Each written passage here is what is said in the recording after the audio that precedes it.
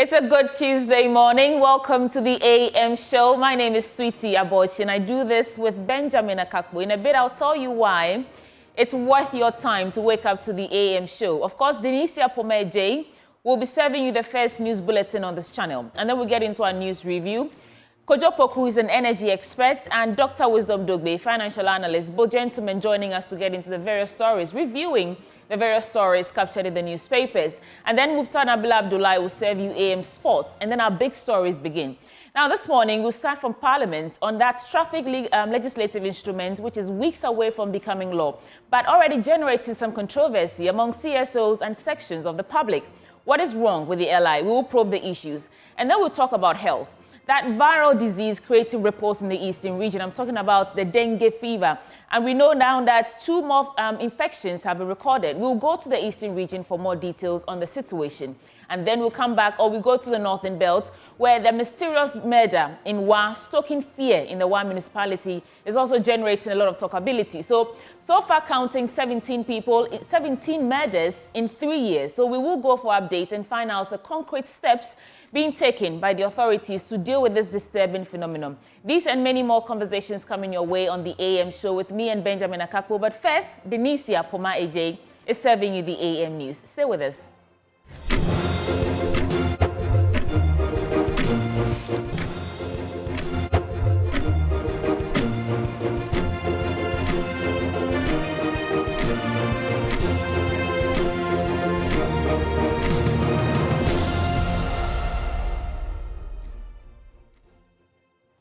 Hello, good morning, and welcome aboard to AM News. My name is Denisia Pomeje.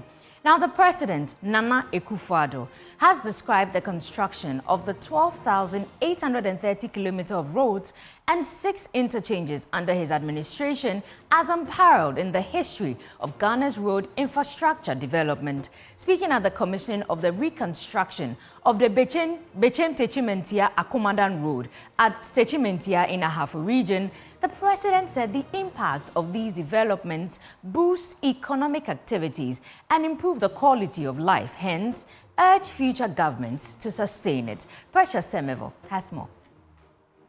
The 40.4 kilometers reconstruction of the Bechem-Techimentia-Akumadan Road from Tano South in the Ahafo region to Ofenso North in the Ashanti region was constructed by the Gabriel Koto Rango Consortium at 50 million euros after shortcutting in September 2020. The then road was a nightmare for drivers and residents of the various farming communities along the stretch. The roads minister Francis Asenso-Boakye said its completion is a relief. The main carriageway has been widened to a 3.6 meter wide dual lane with 2 meter shoulder and incorporated a dual carriageway within the Techimentia township. This expansion is designed to handle increased traffic volumes with a view to reducing travel time and enhancing safety on the corridor. A critical aspect of this project is that all the adjoining access roads to the main carriageway have been improved. The President, ahead of the commissioning, said the project adds up to his government's expansion of road infrastructure, a situation he described as unparalleled in the history of Ghana. From 2009 to 2016, that is the Mills Mahama era, our nation completed 4,636 kilometers of roads and 5 interchanges stroke overpasses. However, since January 2017, i.e.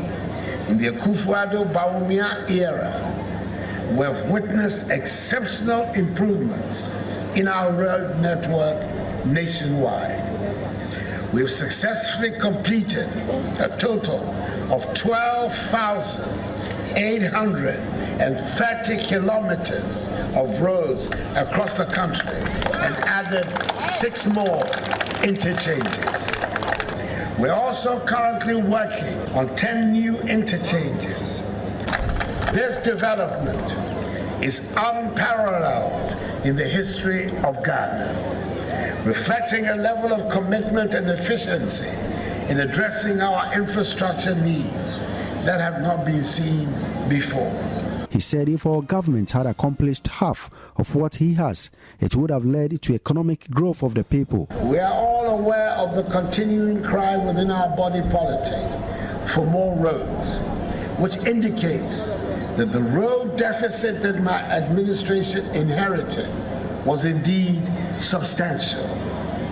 Had previous governments accomplished even half of what my administration has achieved, the road deficit in Ghana would have been significantly reduced.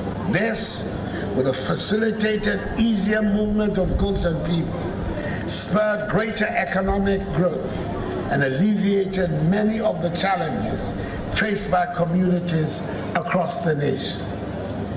It is imperative for all future governments to continue this momentum. The progress made sets a high standard and serves as a blueprint for what can be achieved with dedication and strategic planning. Bechem Queen Mother Nana Adwoapo Dwamena Sewa II admonished the communities along the stretch to express their gratitude to the president by voting for his party's candidates in the general elections. As much as residents relish the economic benefits of the road, they appealed to drivers to drive carefully to avert pedestrian knockdowns. Precious Semevod, Joy News, Techimentia.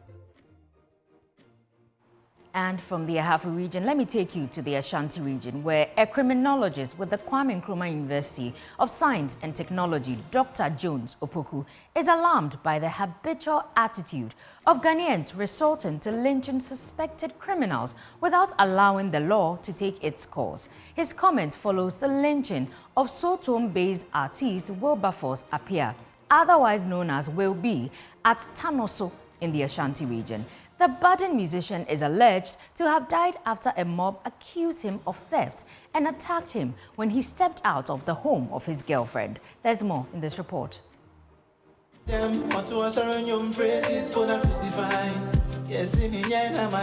Wilberforce Appiah, known in showbiz as Will B, had traveled from his base in Accra to Kumasi for a couple of radio promotions. Events leading to his lynching at Tanoso, a suburb of Kumasi, are unclear. Some accounts suggest he had visited his girlfriend Nanaya, who is said to be married, when at dawn, while out of the house, was accused of being a thief. Will B was attacked in the neighborhood and died shortly after he was rushed to the hospital. Abna Asana, who claims to be the mother-in-law of Nanaya, the alleged girlfriend, gives accounts of how Will B was accused and eventually lynched.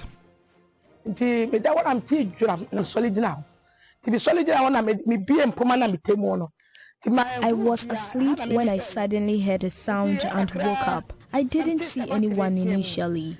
Later, I heard my daughter-in-law screaming for help. I also joined in the calls. Then, I saw him scale the wall here. He jumped, but unfortunately fell into the gutter. I didn't see him again.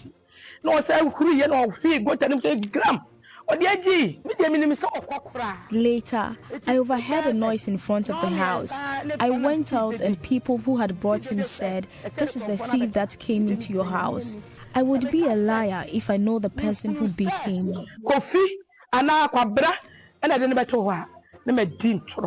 But family of the deceased, Obrempong Kwesiama, refutes claims of the relative being a thief.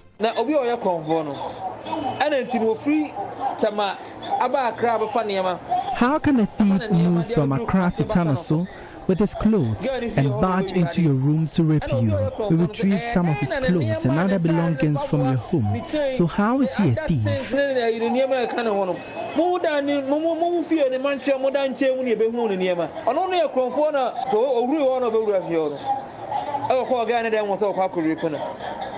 Will B's attack is one of many mob attacks in the country, including the lynching of a military officer, Major Mahama, in 2017. Criminologist Dr. Jones Opoku is worried about the unrelenting push of Ghanaians over lynching suspected criminals. He believes the police's inability to profile mob attackers is fueling the unabated attitude. We still have to keep talking to people in this country that You cannot just pounce on people and begin to attack them because you suspect.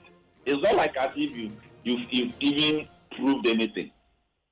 You suspect that they may have been committing a crime. So as a people, we need to learn. The inability of our security agencies even to drill down and profile people who actually participated in the killing and the murdering of such people they suspect to have committed those crimes is what has given rise to this kind of behavior over time, because people know that it becomes more like a crowd behavior. So all that we need to do is to just congregate, and we can actually met out any kind of instant justice with anyone. And the police will not do any kind of rigorous analysis to identify who was involved and who was not. Meanwhile, the lady is in police custody at Ibuakwa for further investigations. For Joy News, my name is Emmanuel Bright Kweku.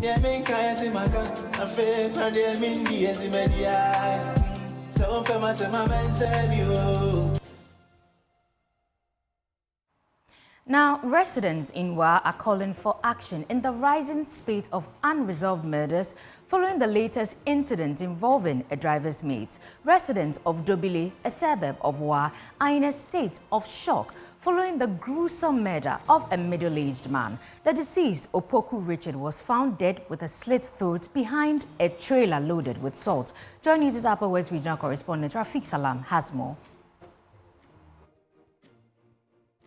Another gruesome murder, another moment of shock, disbelief and grief, another mysterious and unexplained death for the police to grapple with in Wa.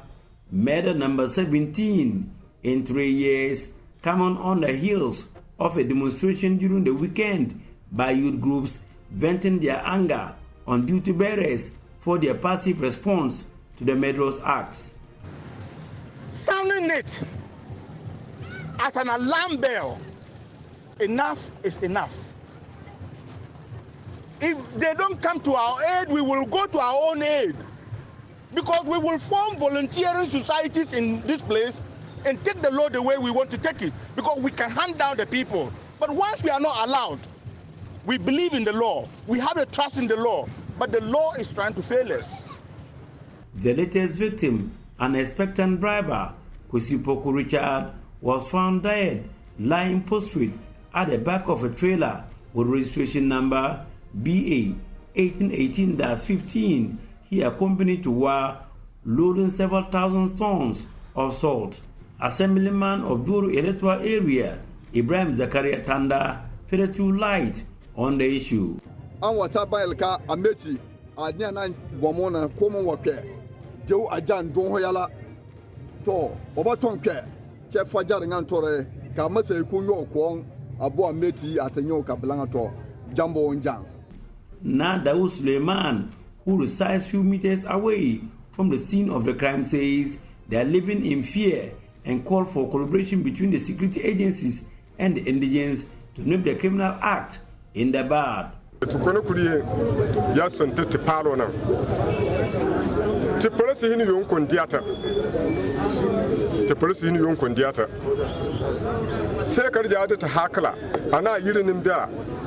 Asanta Akara yiri. Yan Awana. But I'm banyo near Jaka, I yelling a poor banyo until when you're number. But I'm by invested I am at Yakajala Banya. I know I do eating Nambala. Kabla Untra and Kalan Timbina Kunukuru, I yirin him there, and into Jalanta, Karsanta Atara yiri, Karidi Makarichi. Alasan Zuberu and Hamid Badiou Ahmed also shared their thoughts on the issue. Nowadays, we are always scared. Just like when you are sleeping, you don't even know when they will come to your room and then bring you out.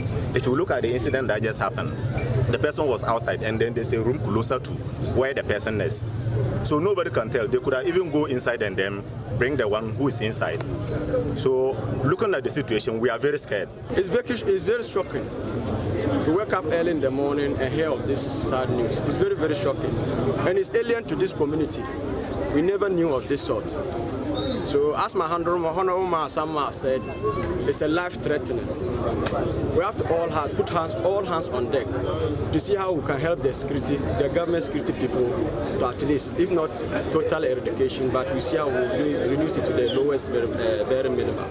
Another Medros Act punctuated with hidden clues who the security agencies in the municipality will again grapple with. The people in the community are really not happy, and they are grieving, and they are wondering who will be next. Reporting for Joy News, Traffic L.I. Meanwhile, Chairman of the Upper West Regional Security Council and Minister Stephen Yakubu is shocked about the murders. He was speaking at the scene of the crime, and he urged the people to cooperate with security agencies, especially the police, for them to apprehend the suspects engaging in this criminal act. Very, very shocked and surprised, because we have put a lot on the ground, a lot of security men on the ground, patrolling both police and soldiers. And we have designed a way of catching these people, whoever is doing this. And so for this to happen at dawn, we are very, very surprised. And we will continue to plead that information should be given to the police. Our understanding is that the car came yesterday around 5 o'clock. How did people get to know that the car was sleeping here? How did anyone got to know that there was someone who didn't actually sleep in the car and was sleeping in the veranda?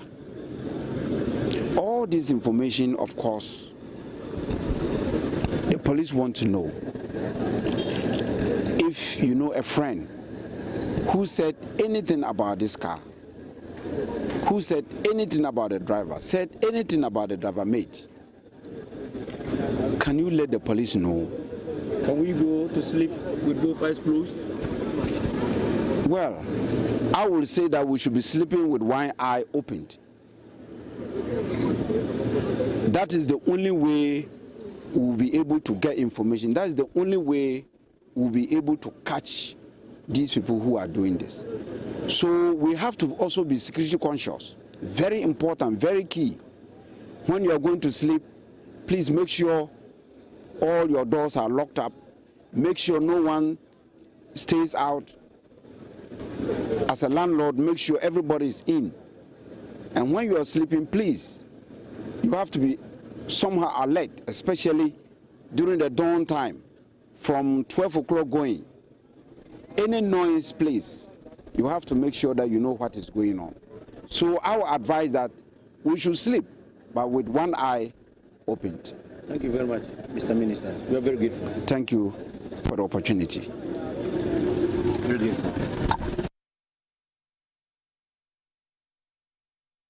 Well, health authorities in Techiman municipality of the Bono East region have expressed concerns over the increasing cases of maternal deaths in the area.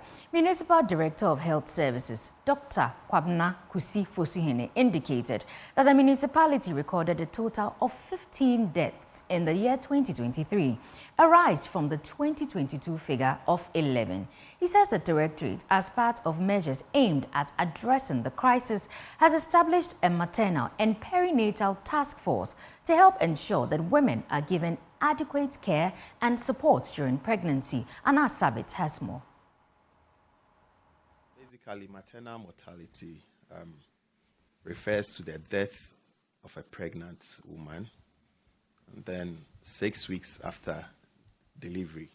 So any woman who dies in the course of a pregnancy or 6 weeks after the delivery of the baby, we refer to it as a maternal. Over the past few decades, The maternal mortality rate in Ghana has seen a steady decline due to several factors and robust systems put in place to ensure safe pregnancy and delivery. Data available to the Ghana Health Services shows that the country has made significant strides in minimizing the numbers over the years, with the figure hovering around 308 deaths per 100,000 live births. Here in the Techima municipality, a total of 15 maternal mortalities were recorded in the year 2023, a rise from the 2022 figure of 11 deaths. Dr. Kwabena Kusifusene is the Municipal Director of Health Services. This has been the 3-year trend. In 2021, we had 8 maternal deaths. 2022, we had 11. 2023, we had 15. So it's been on the rise or the ascendancy. Even though the municipality is recording worrying rise in its maternal deaths, Dr. Fusuhini noted that the municipality serves as a referral center, hence the reason contributing to the hike in figures. The interesting thing about Techiman is it's a major referral hub because of the Holy Family Hospital. It's a secondary hospital which is even being upgraded to a teaching hospital status. Because we have cases coming in sometimes from Yeji, all the way from Yeji, sometimes from Atebubu and such places. And even you'll be surprised that sometimes we have cases coming in from Edra in the Ashanti region. I don't know whether it's preference.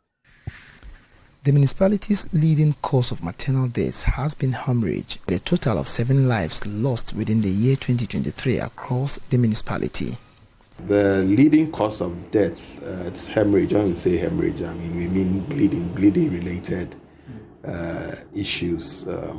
For example, in 2023, out of the 15 cases we had, about 7 of them were bleeding related cases. Another worrying development leading to maternal deaths in the municipality, according to health authorities, is certain cultural and traditional beliefs, with some having an impression that until their spiritual fathers allow them to go under surgeries when due, they wouldn't believe anything they are told by health workers. It's even more religious than even cultural. Because a lot of times they tell you, my pastor said I can deliver. Maybe the Christians will not be too happy, but I've seen it mostly in among the Christians. My pastor says he has prayed.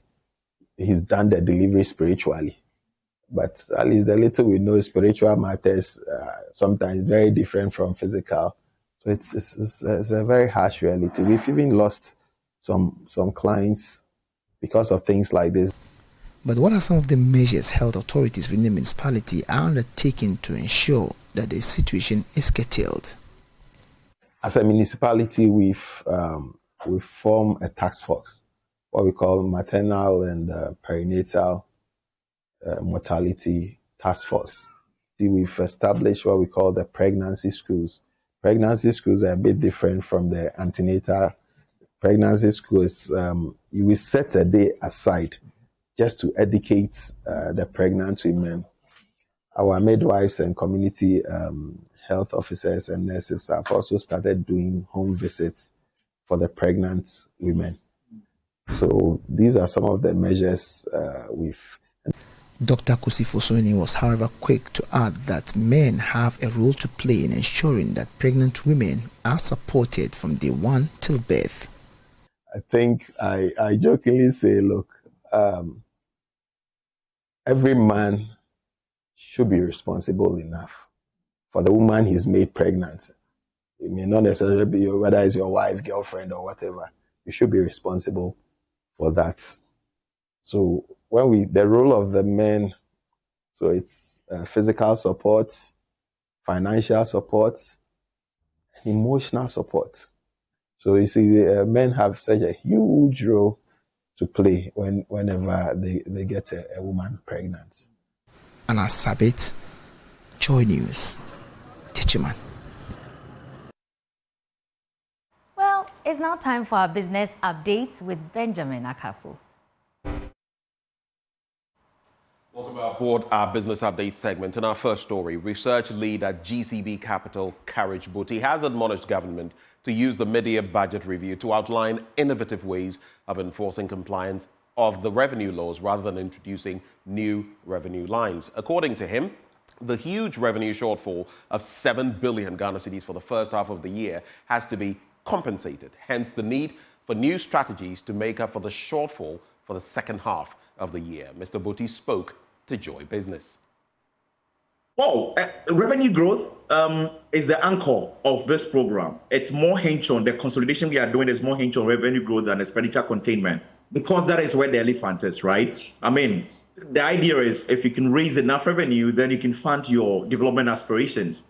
It's always been the case that we are not so committed to the revenue growth, but we want to meet as much of the needs of the populace as possible. That's where the imbalance is. And so that is a test case for us. And that is exactly what I alluded to, that we need to watch that space, how revenue, we saw about 7 billion in shortfall in the first quarter of the year.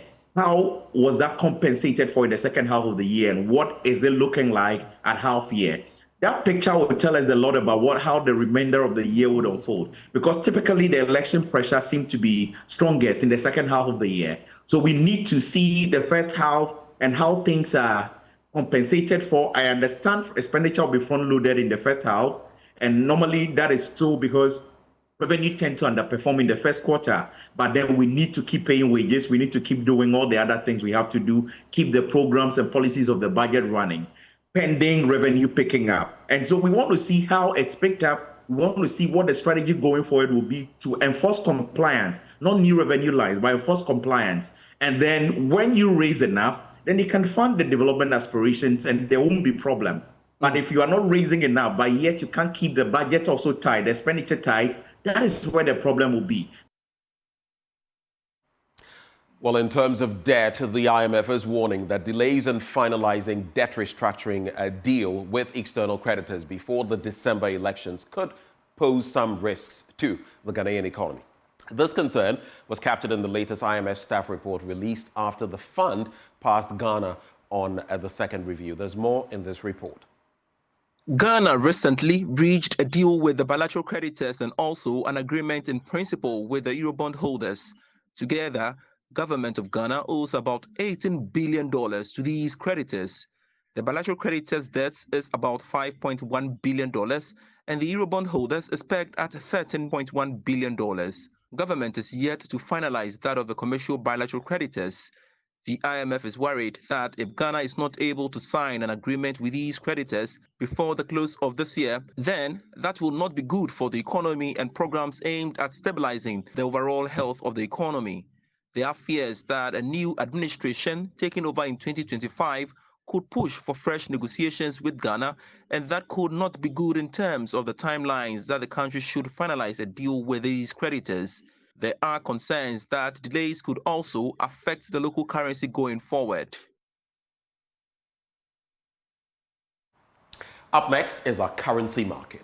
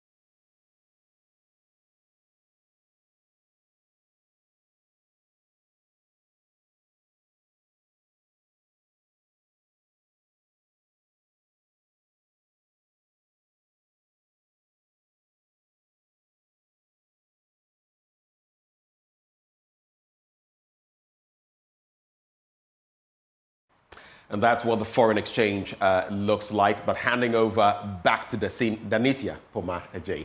Thank you, Benjamin. And that's it for AM News. Up next is News Review. Don't forget to have a lovely day.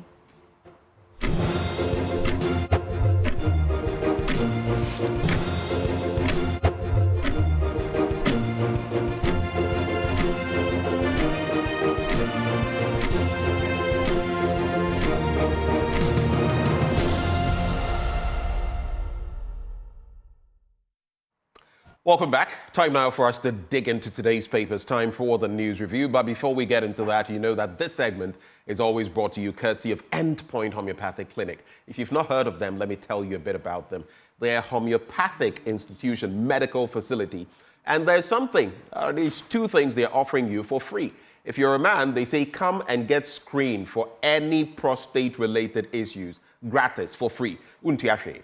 If you're a woman, come and let them screen you for fertility-related issues. You know how fibroids develop, right? They develop so small you'll never notice them until they become a big issue. And if you've not given birth, that could be problematic. But there are other fertility-related issues. Why don't you make your way to Endpoint Homeopathic Clinic and get yourself checked? And when we talk of fertility, some people think it's only women. Actually, a man could also have fertility-related issues.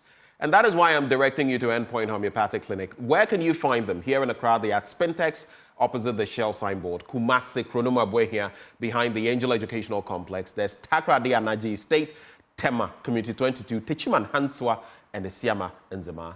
I'm sure you'd like to call them. There are two numbers you can call. 0244 867 068 or 0274 234 321. Endpoint Homeopathic Clinic, the end to chronic disease. But just the start of the news review, and joining me this morning virtually, both my guests. We have Kojo Poku, he's an energy analyst. He also is head of the MPP's Energy Committee.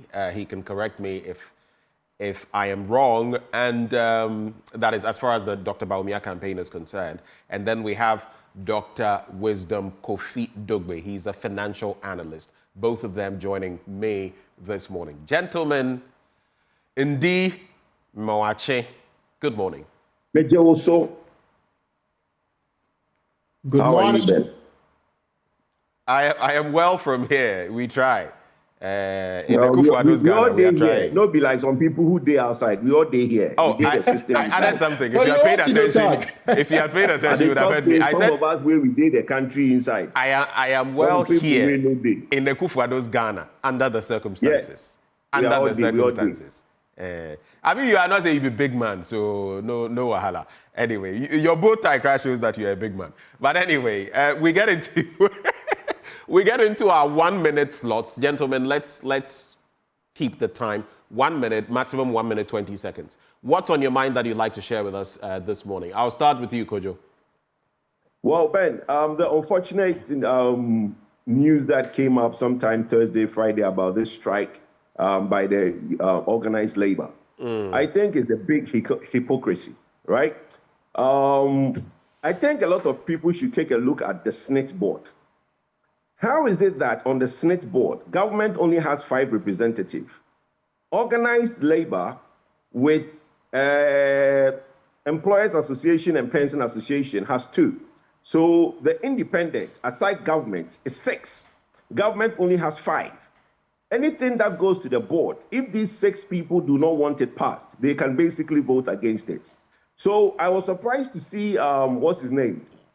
Teachers Union. Right? And I've always said that teachers union, for me, for some, I think that they just love to go on strike because everything they will not come and say, oh, canceling the deal is not good enough. We want to see the board and the MD sacked. The board is made up of you. The board is made up of 6 of independents, which is the organized labor, teachers association, and pension association. So why are we trying to pull a wool over Ghanaians' eyes to make it look like it is government that is influencing this when you, the organized labor, has the power representative on the board to stop this from going forward? We'll end it there. I think this thing will come up again and we'll continue. All right. I will just say this, though, the composition. I actually thought it was 7 if you added all, apart from those appointed by government. But some things purportedly were done on their blind side, which is why Mashoud, for example, a researcher into pensions and all of that, says that they should have more research done into things. They should be forthcoming, project before some of these things happen. But once they got wind of it, they said this was a no-no, and I don't know what you're referencing, because on the board, they then expressed their disagreement up until, you know, the recent no, but kind of... I allowed you to make your comments. Yeah, I'm just reacting, and then you can come back in. So I need to correct it. No, I could have corrected some of what you were making. I allowed you. Let me finish, then you add, you top up. But you are making an assertion which is wrong, so I need to correct it. What assertion is that? There are 6 of them on the board. There are 6 of them on the board. They cannot just complain. They can vote against it. The government representative are 5. They are 6. When it came to the point, against it. I am not disputing. Sorry? I am not disputing that. I'm saying that when it came to the point where they had to express an opinion, which is what voting is, they did. So how come it came up then? If they voted against it, how come it came up? Have you forgotten when they expressed their disdain for this project at a meeting, and Elizabeth Ohene, the board chair, was fuming and all of that? Did you not follow that? Okay, Ben. Did you not follow that, Kojo? Ben, I'm sure this thing will come up again. Let's go on so that we don't waste time. We'll discuss it. And I think it was unfortunate what you said. I don't know whether you'd retract that some of the teachers' unions, and you say the teachers, it appears they just want to go on strike. They are always excited to go on strike. I don't know whether they would like that kind of statement. I don't think it's fair to them to say that. I don't think I like that either, because at the end of the day, why would they threaten to go on? Listen, a deal was on the table, right? The deal was that everybody said that this deal shouldn't go to Brian. Then Brian withdrew, which is the Rock City withdrew. Then there's a letter. I don't know whether that letter is fake or real, but if that letter is real, then it's unfortunate, because you don't go further to say that the board should be sacked when the board is made up of you. That is a hypocrisy. Well, that should also tell you that they are willing to bear the brunt of whatever as well. But Wisdom, your thoughts? Anything you'd like to touch on? Ben, let me segue a little bit and talk about something different, right? When it comes to the upcoming mid-year budget review, I am curious to learn more about the nation's fiscal performance for the first half of the year. Okay. For a nation that is trying to be fiscally responsible, you know, in a bid to improve inflation metrics and other economic performance metrics. So I would like to see this mid-year budget review as an opportunity, you know, to assess the progress that is made towards achieving our fiscal targets, and what the government intends to do to make the necessary spending recalibrations to achieve our spending goals. I will specifically be looking to see if we are still planning to spend more than we are getting in terms of revenue mobilization. Are we on track with expense management? And what are we doing to meet our deficit reduction targets? And I also hope to hear more on the analysis of the nation's economic performance, right, including factors such as the GDP growth and inflation rate, and also employment levels, especially youth employment, among other key metrics. I think that this review will help Ghanaians to know, right, if the government is indeed serious about fiscal discipline, because the review will tell us what adjustments are being made in terms of revenue and also expenditure projections. And I'll also be looking to hear more about, you know, any potential policy changes or reforms that aim to instill fiscal discipline in government spending. I mean, how are we streamlining expenditures, right? For instance, are we still going to be budgeting about 2 million cedis to the office of the president without much detail on what the funds would be used for? And lastly, I'll be looking forward to the finance minister leveraging this review as a platform to provide very blunt and transparent assessment of the government performance in managing our public finances.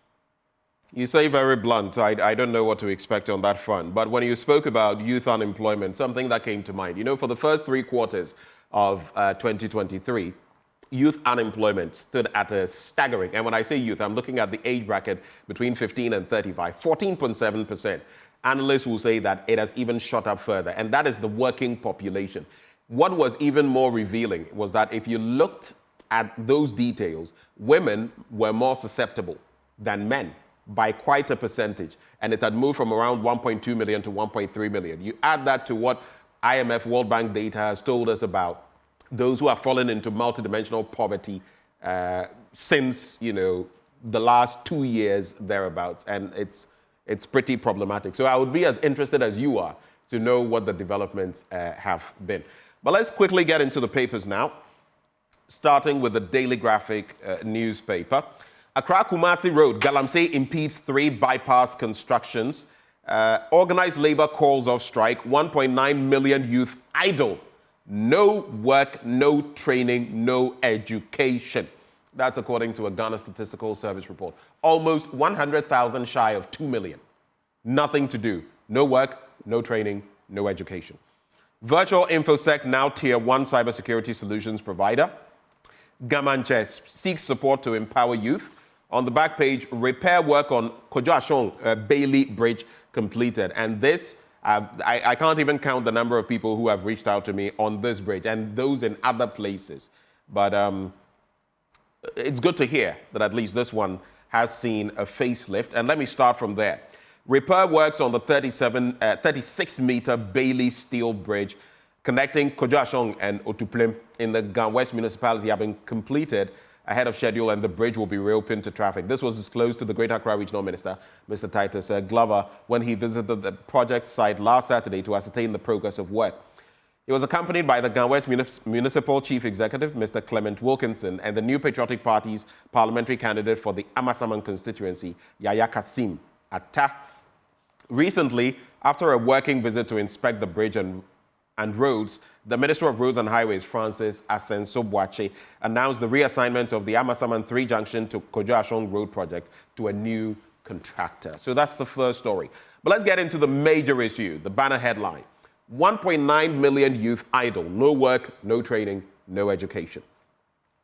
Almost 2 million youth in the country are not in education, employment, or training, the Ghana Statistical Service has found. Its annual household income and expenditure survey indicates that in the third quarter of last year, 1.9 million youth in the country, and I was even looking at a previous figure. Now, if you look at this one, 1.9 million. So you see the increment. 1.9 million youth in the country aged 15 to 35 were NEET, that is, without education, employment, or training. Females constituted predominantly 1.2 million of the youth not in education, employment, or training, compared with 715,691 males. Now, the number, however, represents a significant decline in the numbers as compared to the same period the previous year. In comparison with Q3 last year, with the same period in 2022, NEET fell by 5.9% from 24.1% to 18.2%. In all, the number of youth NEET decreased by almost 500,000 over the period. Now, if you look at it, economists are cautioning. In spite of the drop in the numbers, 2 other economists have described the development as a warning signal which needs to be addressed urgently, considering the threat it poses to the country. Professor of Finance and Economics at the University of Ghana Business School, Professor Godfred Bokpin, and the Director of the Institute of Statistical, Social and Economic Research, UG, that is Professor Peter Quarter, in separate interviews with the Daily Graphic, said to have about 2 million of the youth not engaged in employment was not only a threat to national security, but one that could affect real growth rate of the economy. I just had to get details, in-depth details of this story, because I can't even give the breakdown according to regions, but you can get those details from the paper. I had to go there because it is technical. I'll start with you, Wisdom, on your reflection on these 2 stories. The steel bridge, if you want to talk about it, but mainly on the 1.9 million youth who are idling away in Ghana. And that number is very frightening. I think that both His Excellency, former President Mahama and Dr. Bawumia, they've talked about one of the very serious challenges that confront our nation, the issue of youth unemployment. And solving for this youth unemployment has been quite elusive, for the last few years. Look, our leaders must admit that they have failed the youth when it comes to talent development and employment. I like President Mahama's 24-hour economy policy a lot, because I believe it's going to be a game changer and it will create many, many jobs, especially for the youth. And I also like Dr. Bawumia's digitization agenda, because really the statistics show that the youth are more creative and they have a tendency for innovation, right? Both of these policy proposals from the 2 flag bearers are promising. Oh yes, and I nearly forgot this. Former President Mahama also proposed exporting talents to solve the unemployment crisis, and all of this could also help solve the menace. The problem is that the youth have been promised by these potential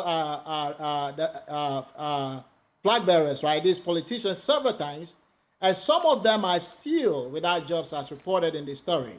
So I think that we are past the promising phase, and the youth need some real action to address the unemployment struggles because of what is going on in the country. They don't take them seriously, in my opinion.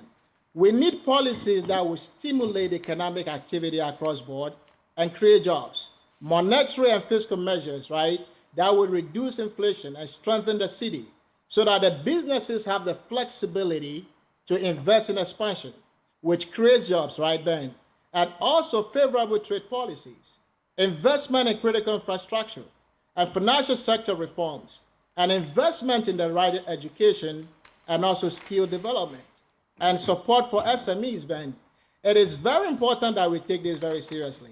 And let me stress a bit more on the SME support, because government alone cannot solve the unemployment problem, but they can support the SMEs in several ways and empower the private sector to create jobs. All right. Any quick thoughts, Kojo? Well, quick thoughts. Oh, Ben, how can this be quick thoughts? Look, some of the things that I want these things to look at in depth is that when somebody come up with the statistics that include 15 to 35-year-olds, you know, Ben, when my worry is that 15 to at least 20 is still education years. So when the unemployed youth starts from 15, don't you think it will have ballooned this number to a certain amount that is not realistic? Those are always the metrics that are used. It's not that it is now starting. But when we talk about unemployed, the percentage of that 1.9 will be in school. Because if you're looking at 1.9, which starts from 15, at least from 15 to 21, we know that the school-going age. So out of that 1.9 million, a chunk of that will be school-going age. But let's put that aside.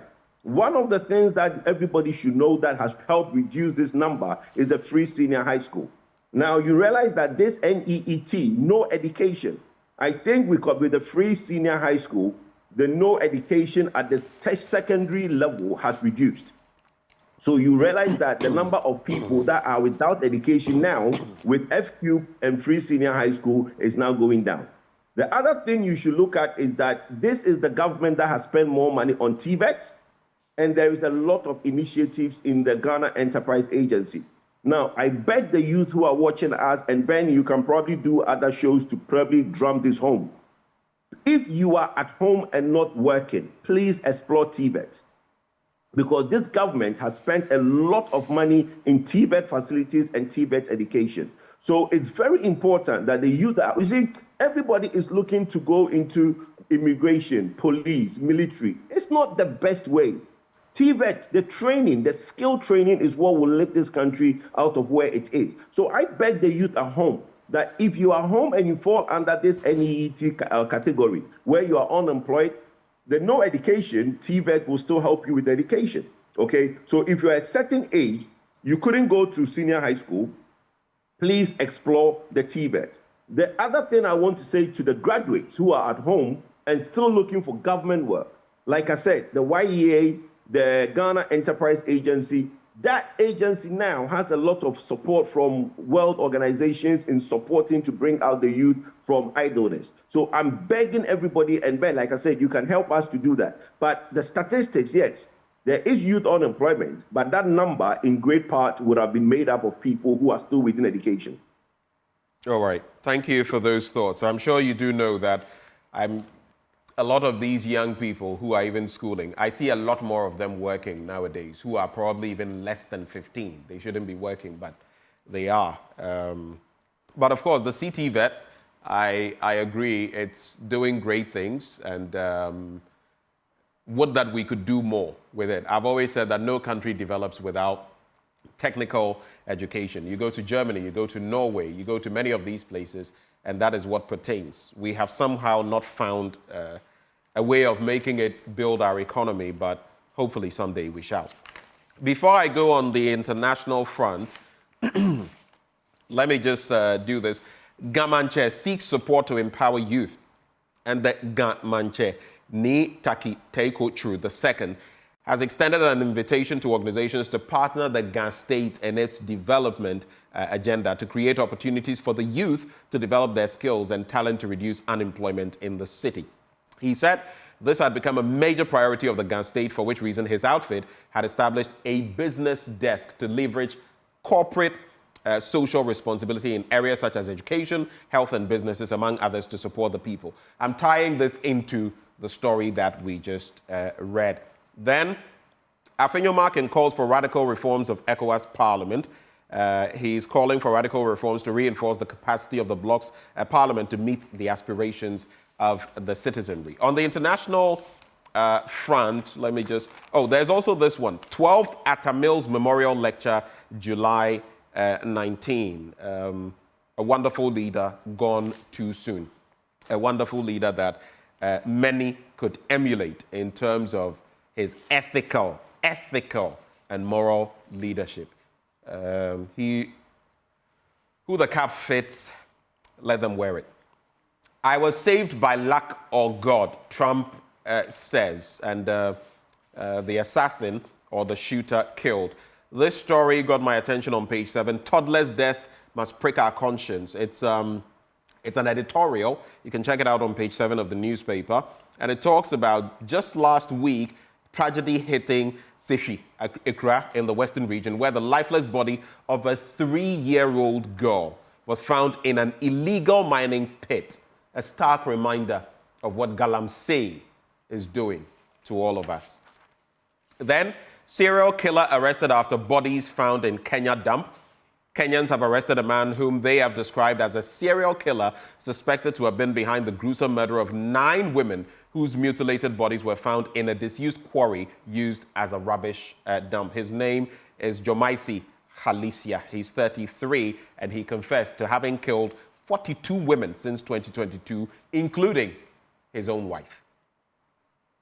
It's really sad, tying it into what has been happening in the northern belt of our country, Wa and beyond. And then Rwandans vote to extend Kagame's rule. Rwandans lined up yesterday to elect their next president, with incumbent Paul Kagame widely expected to win a 4th term and extend his near quarter century in charge of the East African country. There are 2 people standing against him: Frank Habineza from the Democratic Green Party and independent Philippe Mpayimana.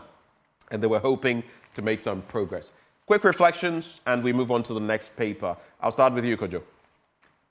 Well, I want to go on to the issues of the death. I think it's unfortunate. I have always said that the Ghana Police Service should have a plainclothes CID. Look, the only way to prevent some of these things is to have embedded security.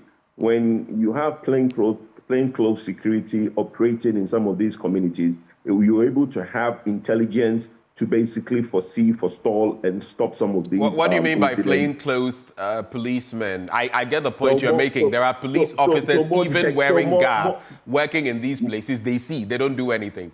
Is it the plainclothes that will change something? No, hold on. Intelligence is important. To combat any menace, you need intelligence. And gathering of intelligence is not done by people wearing uniform. Okay, gathering of intelligence in every society, in every country, is done by plainclothes security forces. What I'm saying is that we should have more of that in the country so that they are embedded in some of these communities. Look, the best intelligence in this country is Biaba and Kobo. When you go sit at the Biaba, everybody sits there and talk anyhow, because you will pick up so many things in this country. This is a country where nobody has filter. People sit and brag about things they do. So if plainclothes security is embedded in communities, we will stop a lot of these things that are ongoing. We will get a lot of intelligence in terms of security. On the issue of... And it will curb the Galamsey? Is that what you're relating it to, or something else? It will, listen, if even Galamsey, people who partake in Galamsey sit at Biaba and talk about it. Now, if you have intelligence of who are doing Galamsey, you will not have to go to the field to see them doing Galamsey. You actually hear them talk about it. You gather intelligence, and you know who is doing Galamsey. Those intelligence are very important. Look, man, going forward, we've said that there's 2 ways of curbing Galamsey. One, Galamsey now, we need to now look at how do we bring everybody into a formalized small scale. But then there's still going to be that menace of people who are going to perpetuate that illegality. That is where I said that security intelligence will help you know who is involved in legality. In every illegality in this country, intelligence, security intelligence will help you gather those people doing it. Even before. In the UK, you see that they are mourning their dawn rates. These dawn raids happen in the UK not because they caught them doing it. These dawn raids happen in the UK because that's the intelligence. They gather, and by 4, 5 a.m. you are home, they pick you up. They wouldn't even allow you to go and do these things before they pick you. But let me go on to the Trump issue. It's unfortunate that we had a sitting president, a former president who was giving a speech and there was an attempt on his life. There's an investigation ongoing. There's a lot of conspiracies out there. There's quite a number of things that people are saying on social media and also in the mainstream media. I think we should all hold our peace and then basically reserve our comments until an official report comes out. Wisdom, your take. Ben, my thoughts and prayers with the folks that died in the Galamsey pit, the little child. That is a really call to the nation. We need to understand that this menace is not just destroying the forest and the water bodies. We have elected officials that, in my opinion, they don't have a lot of appetite to resolve this issue. They talk about it all the time, but what is the progress that we've seen? Anyway, on the Trump issue, right, I think that it's appalling that someone actually tried to assassinate a former president of the United States. And I think it's a huge security gap on the part of the U.S. Secret Service, and it should be a teachable moment for them. Look, the country is too polarized right now with too much violent rhetoric, but I think we should rise above the kind of violence that we are seeing now and rather settle our political differences at the ballot box and not at the battlefield with bullets flying all over the place. You know, my thoughts and prayers go to the family of the firefighter who lost his life, and to all those who were wounded and also impacted in one way or the other in the senseless attack. And of course, we should be praying for the protection and recovery of President Trump and his family. I don't like his politics, right? And I don't like his character. But there is absolutely no place in our democracy for violence. And that's why I like the remarks from our former presidents, Bill Clinton, Obama, George Bush, and also President Biden, condemning this attack, that no matter our differences, right, we have to treat each other with grace and with decency and kindness and empathy and a united force against all forms of hate. I'll tell you this quickly.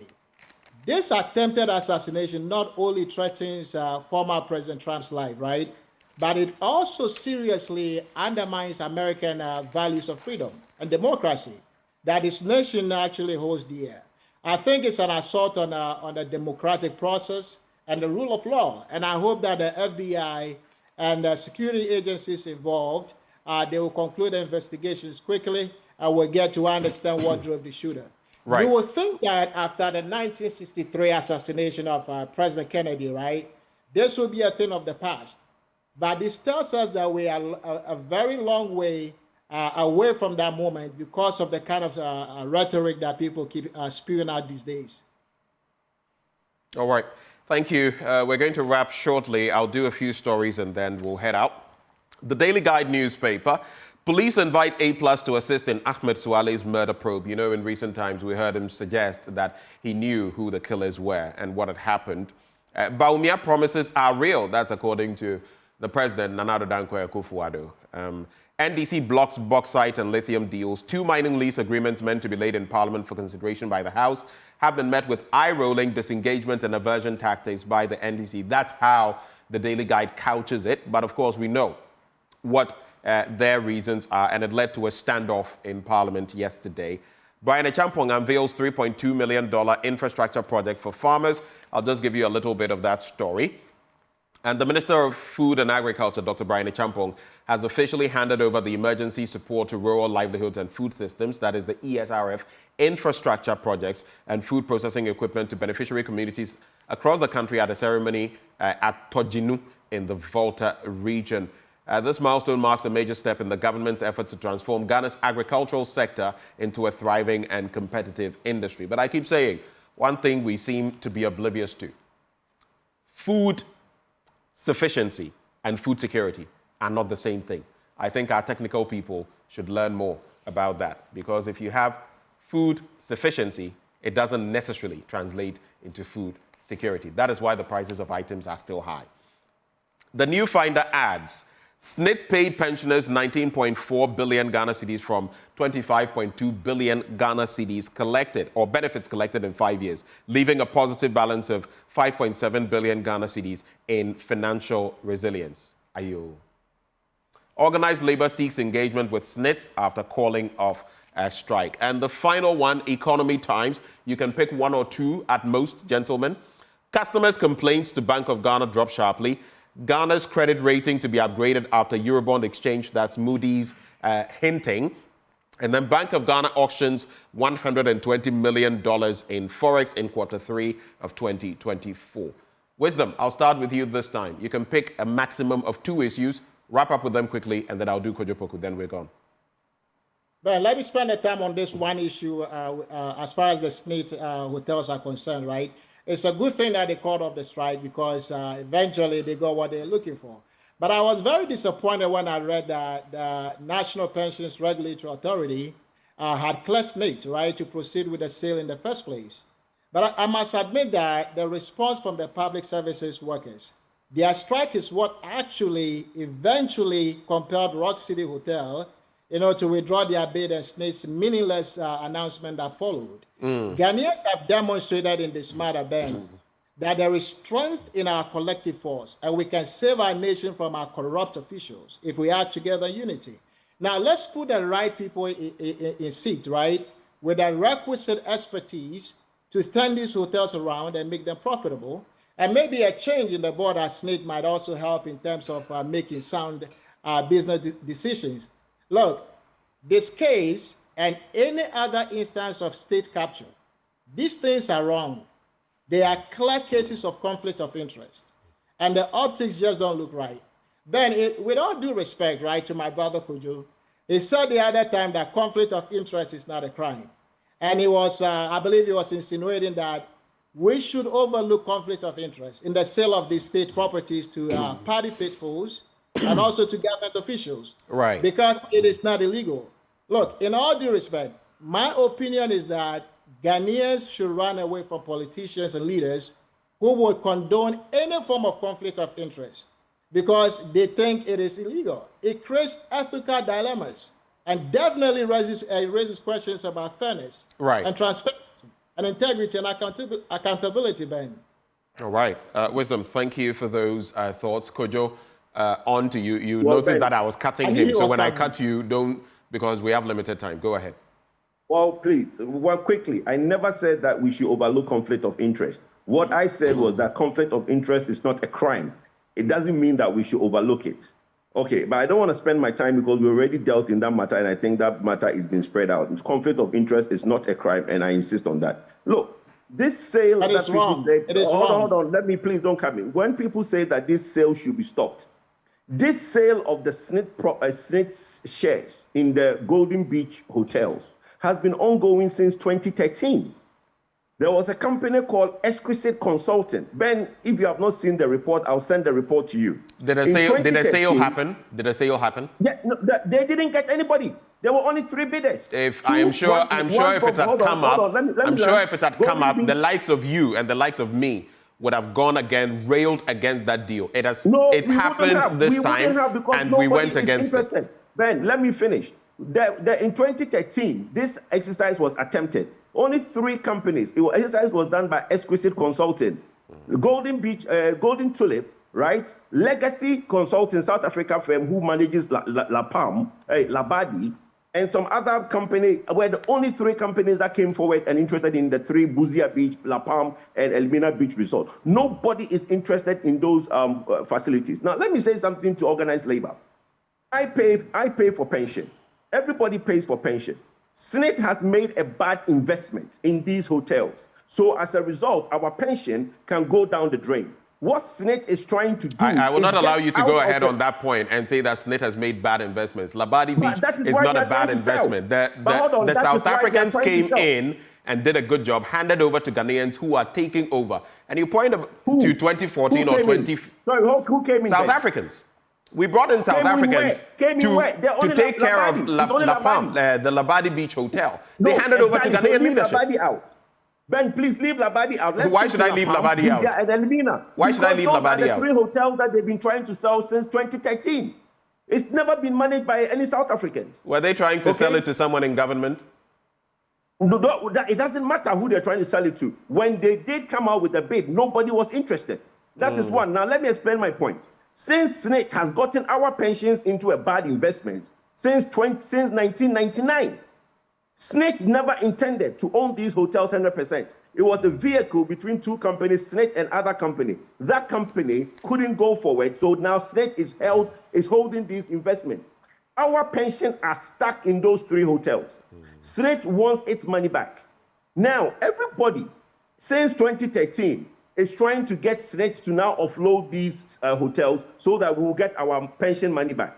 Now, we are at the stage where organized labor sit on the board. Let me finish. You have to wrap. Organized labor that sit on the board is now trying to make it look like, oh, no, we are not part of this decision in trying to get our pension back, but somebody is trying to do something dubious. How is that? We need those hotels sold so that we get our pension back. If not, our pension is stuck. All right. Thank you very much. What I don't understand, and I believe most Ghanaians don't understand, if you've been able to get the South Africans to come in, if they've waved a magic wand, done their abracadabra, and Labadi Beach Hotel, in fact, when the Ghanaians took over, they are doing way better than the South Africans, like we've done with Free SHF, where we had model schools. If you have a model, why don't you replicate it? Makes no sense to me. But thank you, gentlemen, for having joined the conversation.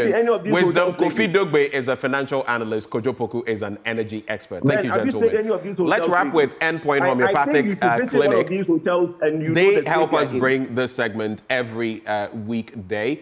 And they're offering you, if you're a man, prostate screening for free. If you're a woman, fertility screening for free. Unfortunately, we have to go. Here's where you can reach out to them, their branches. Here in Accra at Spintex, opposite the Shell signboard. Kumasi Kronomo Abuehia, behind the Angel Educational Complex. There's Takrady Anaji Estate, Tema Committee 22, Techiman Hanswa, and Esiaman Zema. You can reach them on these 2 numbers, 0244 867 068 or 0274 234 321. Endpoint Homeopathic Clinic, the end to chronic disease. Sports is up next. You want to stay for that.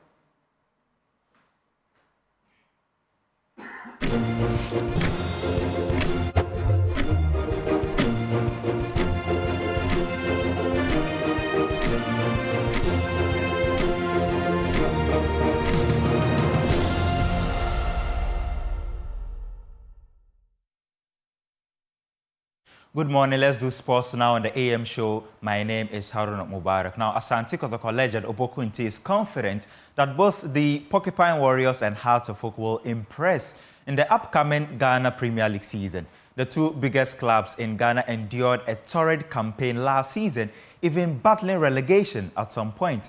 In an effort to improve their performance moving forward, both teams have been active in the transfer window, making new additions to their squad. These new players could make their debut in the Democracy Cup tomorrow.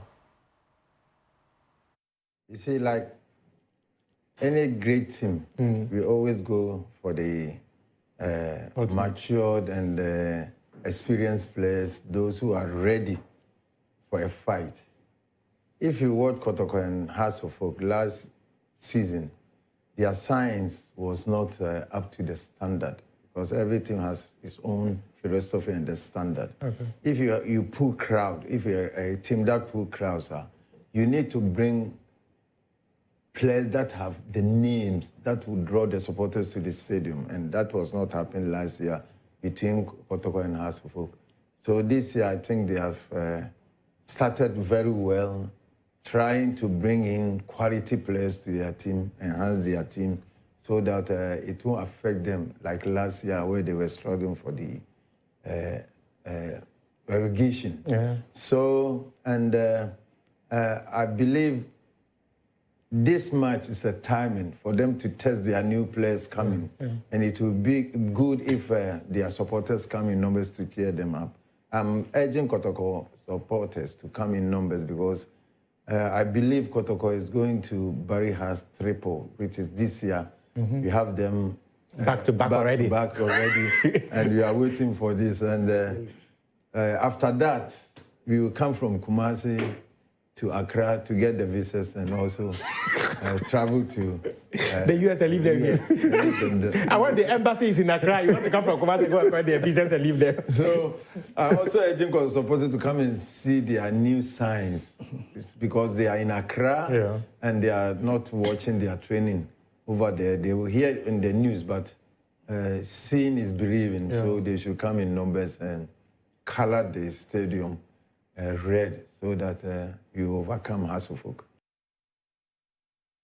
To the Black Stars, and captain of the team, Andre Ayew, has called for moderation in criticisms directed at players in the senior national team. The team has faced harsh comments from the football fraternity following their recent performances. This prompted a response from players, including Mohamed Kudus, who addressed criticisms online. Ayew emphasized the importance of mental toughness for players in handling online abuse.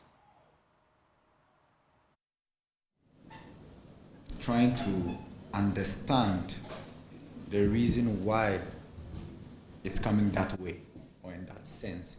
So it depends on what the journalist or people or fans, whatever, Twitter and all these things, social media, all depends on, you know, where is it coming from. You have to try and analyze yourself. Sometimes it's unfair, doesn't make sense. Yeah, sometimes it just doesn't make sense, and sometimes they have a point. But like we say, we are human beings. In everything, there is a way to go about it. But we have to know, like we say, where we are, and we're in Ghana. We have 33 million coaches. So we need to be able to manage all these things that's coming with it. That doesn't mean we have to everything say amen to it, but because also we are, let's say, personalities in our country, and we want to show a good image outside, we can't be going back and front with our own people, our own media people, our own fans. So sometimes, as a personality, you have to swallow things that you know is completely emotional. Right. It's not true or fake news or whatever. But that's where your mental toughness comes, and you need to be able to, you know, endure pain to smile later. Yes. That's my virtue. That's your spot on the AM show. My name is Haruna Mubarak. Thanks for watching.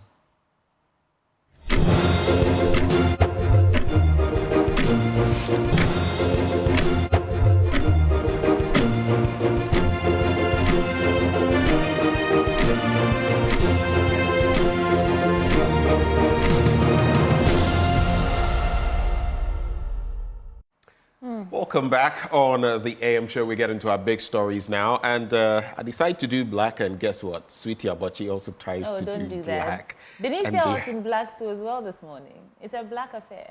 Yeah, I mean, this is becoming a bit... Yeah. We must find our crystal ball. But we're getting into that issue in respect of that latest L.I. when it comes to the use of sirens, among others. And we're going to host our guests this morning as we get into the related issues. But before we get there, Sweetie Abachi, what do you make of it? Some people have railed against it. Others say, like Honorable Apiakubi, that there's nothing wrong with it. Yeah, what's informing this? All over the world, talk about USA, UK, Germany. It's just emergency and critical services that use these sirens. So what's really propelling us to exempt ministers and MPs from, you know, using the road the normal way that we do? But I want to understand from them, you know, and where there are exceptions, it's only in emergency cases. Really, I want to understand. And here we are talking of even without speed limits. Yeah. That is a crucial issue. But let's bring it into this conversation surrounding this controversy. Franklin Kujo, he is president of Imani Africa. He joins the conversation. Mr. Kujo, good morning. Oh, it appears we lost Franklin Kujo. We'll try and get him right back on the line. We're going to have a conversation with him. We'll also be joined by an expert on road traffic analysis. He is the CEO of Top Tech Logistics, Transport and Logistics. Cecil Gabra joins the conversation. Mr. Gabra, good morning to you. I think we have Franklin on Okay, as so well, we have Franklin Kujo back. Yeah. Mr. Kujo, good morning.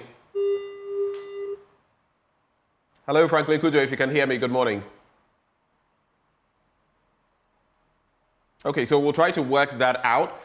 Franklin Kujo is president of Imani Africa. He has had his own concerns about it, just as many people in Ghana have expressed their concerns about this latest LI, which, if it goes through the processes in Parliament and if it is approved, then becomes binding. And the question is this what we want? Because then I've heard some people ask, for example, I believe it is Professor Bafwa Jumanduya asked, can you imagine 275 MPs on our roads doing this, heading to Parliament, sirens blaring, speeding with no limits? And you know, there have been instances in the past where some of them have been involved in some accidents and road traffic situations, right? So then it would mean that, oh, you stop the person, I'm an MP. You stop the person, I'm a minister. It could lead, it could degenerate. Yes, there are too many for us to not, you know, they would obstruct our easy identification of those who actually need access when we, you know, we're in a gridlock or something. So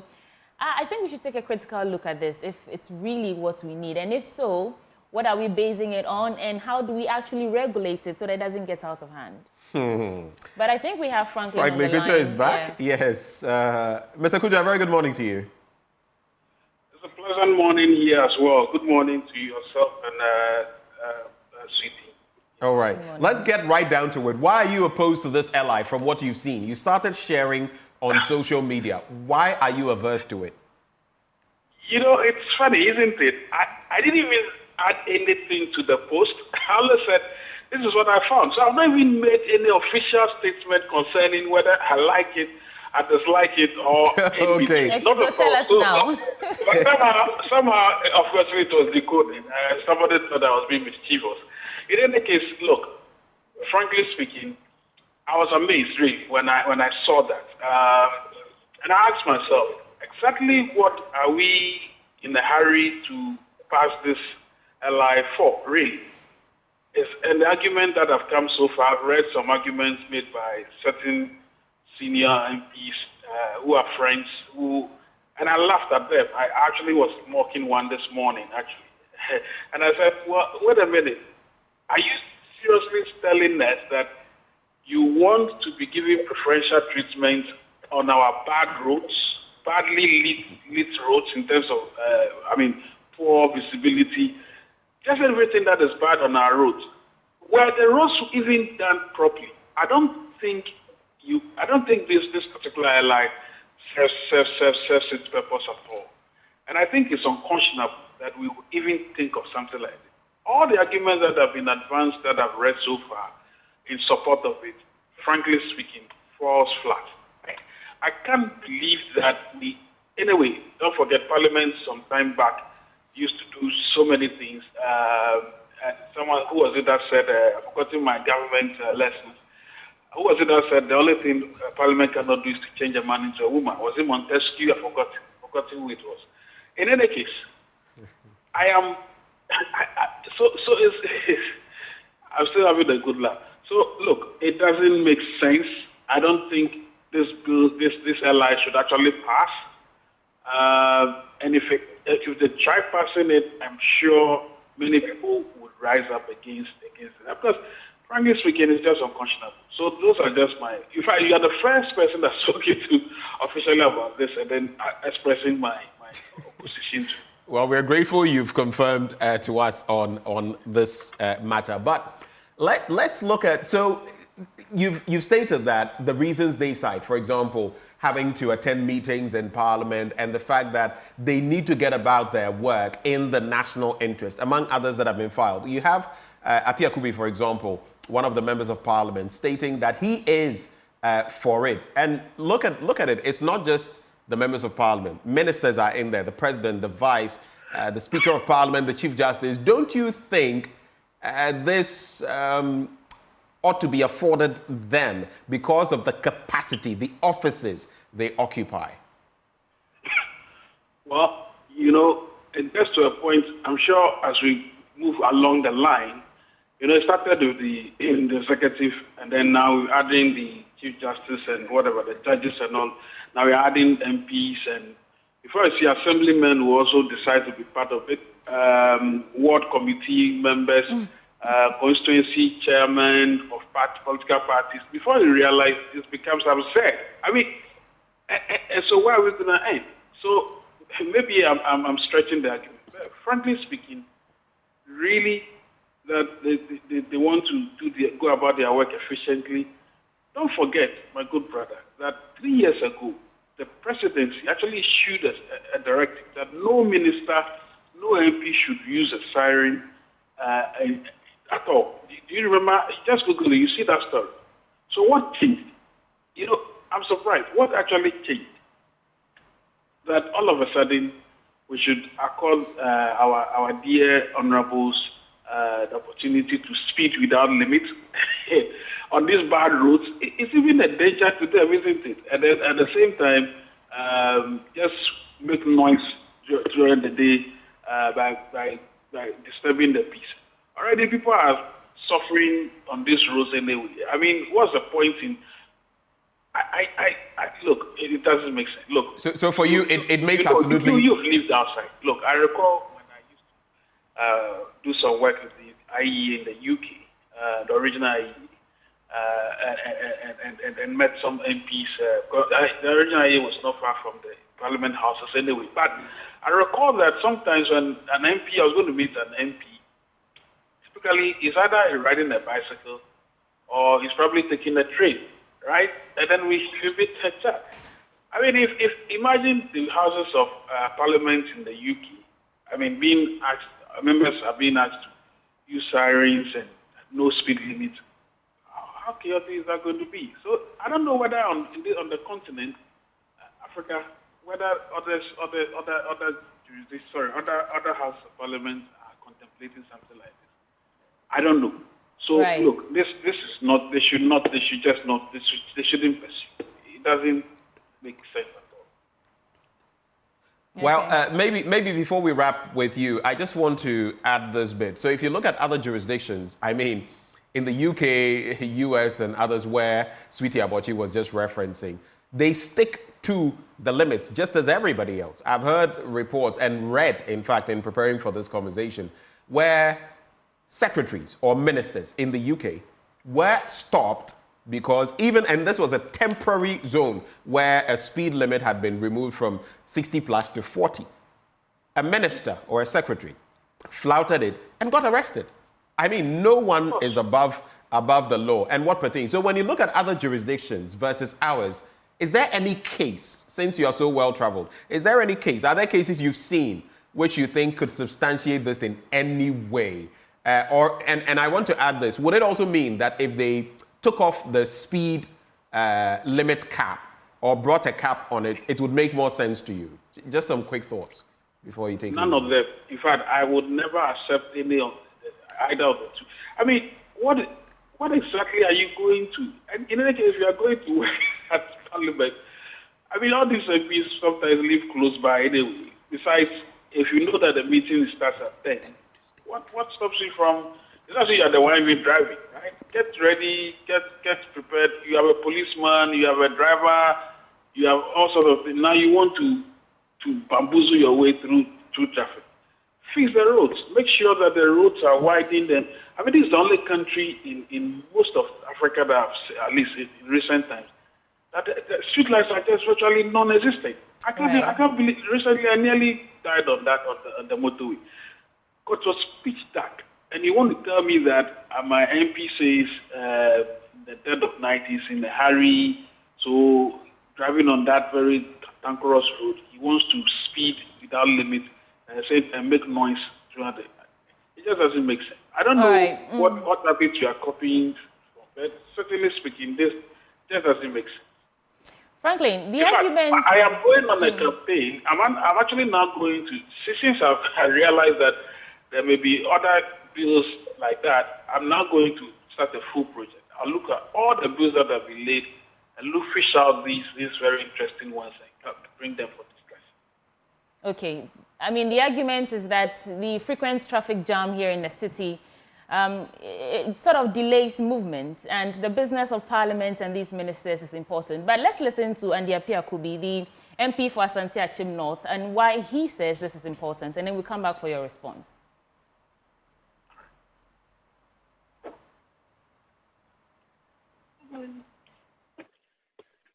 Indeed, I was privileged to have joined the executive for the last 4 years in the first term of President Nana Akufo-Addo. And I know the shadow of work that ministers go through and how they postpone meetings outside ministries trying to finish their regular job in office and finish all and be confronted with limited time to reach the next destination for the next official duty. You subject such people into the conditions of traffic on the road. Such people cannot meet the deadlines. And therefore, it is imperative for us to give some access to them to be able to meet the deadlines. And let us not forget, if deadlines are not met, it goes to undermine the performance of such public officers or ministries or institutions to the detriment of the expectations of the general public. So if there is any justification in giving special access to any of the Article 71 office holders, then it presumes that all the members of Article 71 office holders ought to be given the same access, so that in the discharge of their duties, we can hold them and we can expect that the productivity will improve because they are not impeded on the road. And we have witnessed situations where some members of parliament and some even state ministers and even some judges have been arrested on the road because they are trying to meet their work schedules. And you go to the police, you go to the Attorney General, you go to the IGP. He says, I implement the law as given. And that I cannot help the situation because the law says that. So the remedy is to amend the law to make it lawful for people like that to be able to have special access where necessary. In fact, during the consideration of the bill, I had proposed that we even add doctors on call. Because in a situation where somebody has been brought to a hospital, an emergency, and the doctor is held up in traffic, the amount of work done is zero. Because the patient is there, but the doctor is held up in traffic. It's important for us to consider that. I had argued this vehemently in the committee, save that the difficulty was to find who is a doctor on call and who is a doctor not on call. And for that reason, they did not understand my position of including doctors on call. But we are all privy to situations where people have been ferried by ambulances to hospitals, going to meet empty halls or consulting room without doctors. So it's important that as we bring them, the sick ones, let us also bring the people who come and work on them. And that was my understanding and my argument.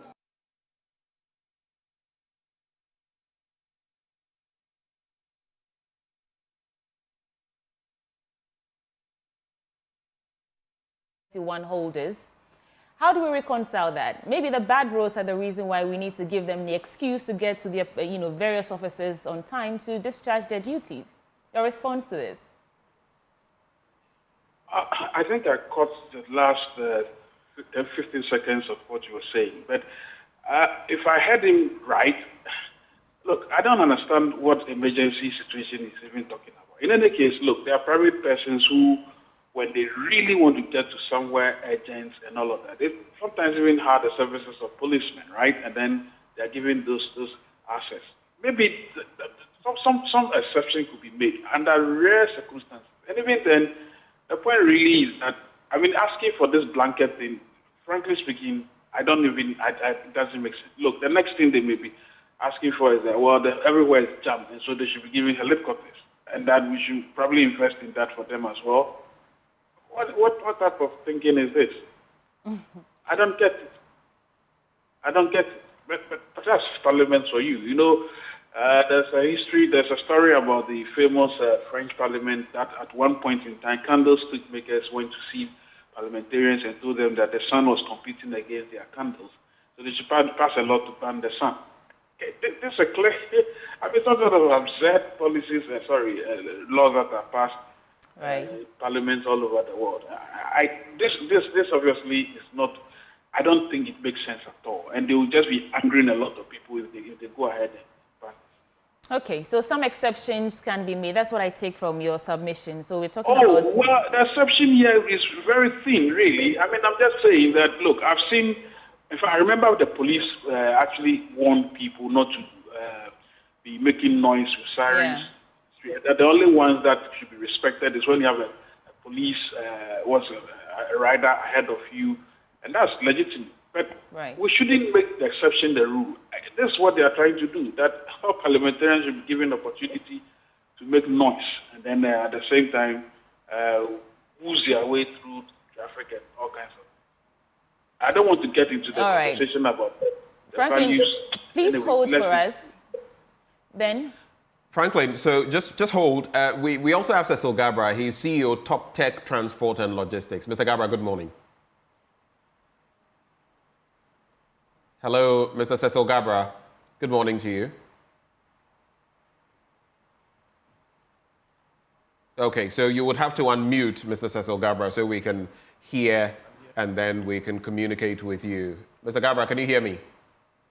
Yes, I can hear you. Okay, good morning. Thank you for making the time to join the conversation. What do you make of this amendment of Regulation 74 of LI 2180, which will now permit the fitting of sirens or bells as warning appliances on specific classes of vehicles, including those owned by the justices of the Supreme Court, members of Parliament, ministers? And I'll actually take a look at Article 71, office holders. I'll give a full list because then it will give us a broader idea of who and who, how far this could spread, even apart from looking at what the amendment regulation 74 says. But your initial thoughts on this?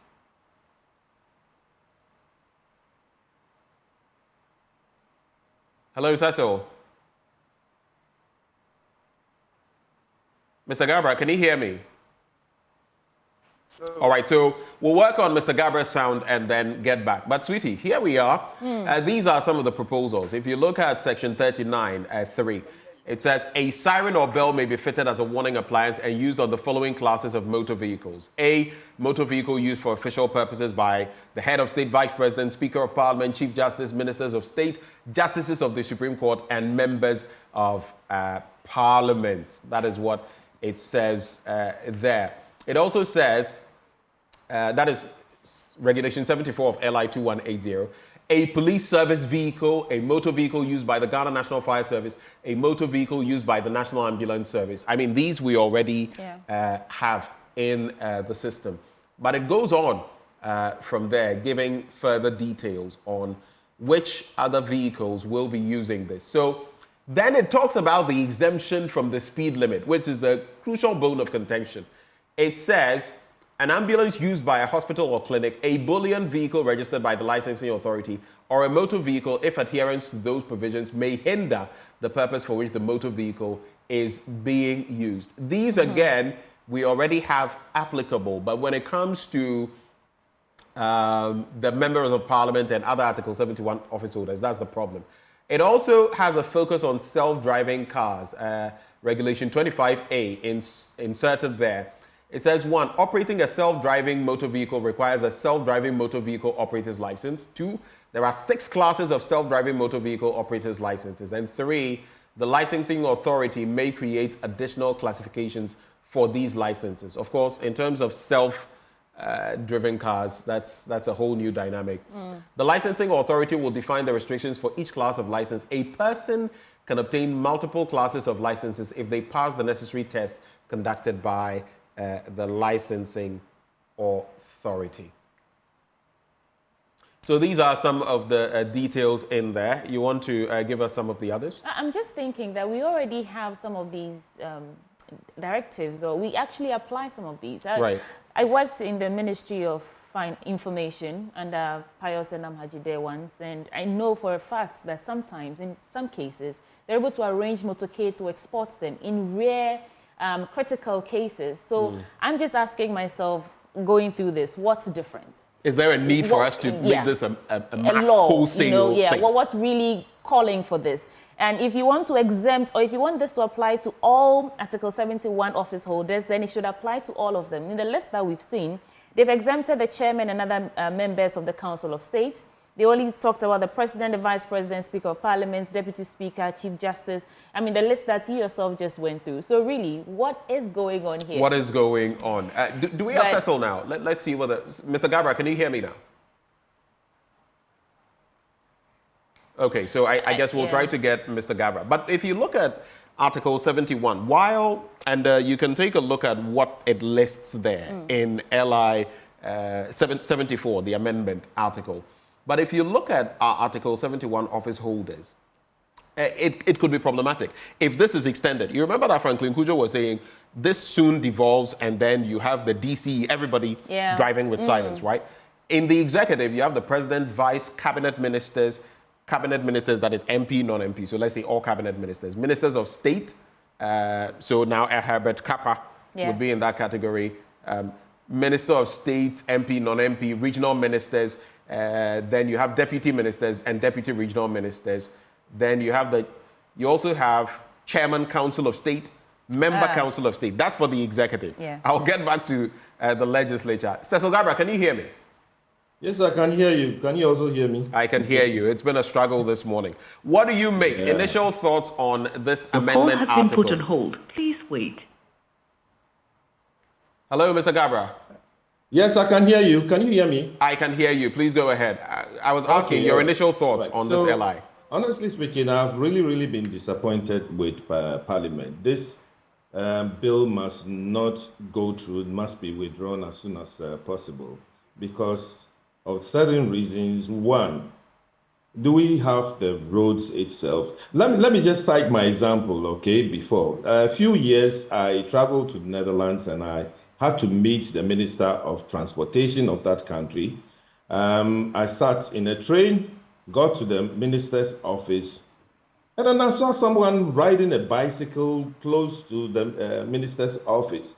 It was the same gentleman who was not in suit, he was just in shirts.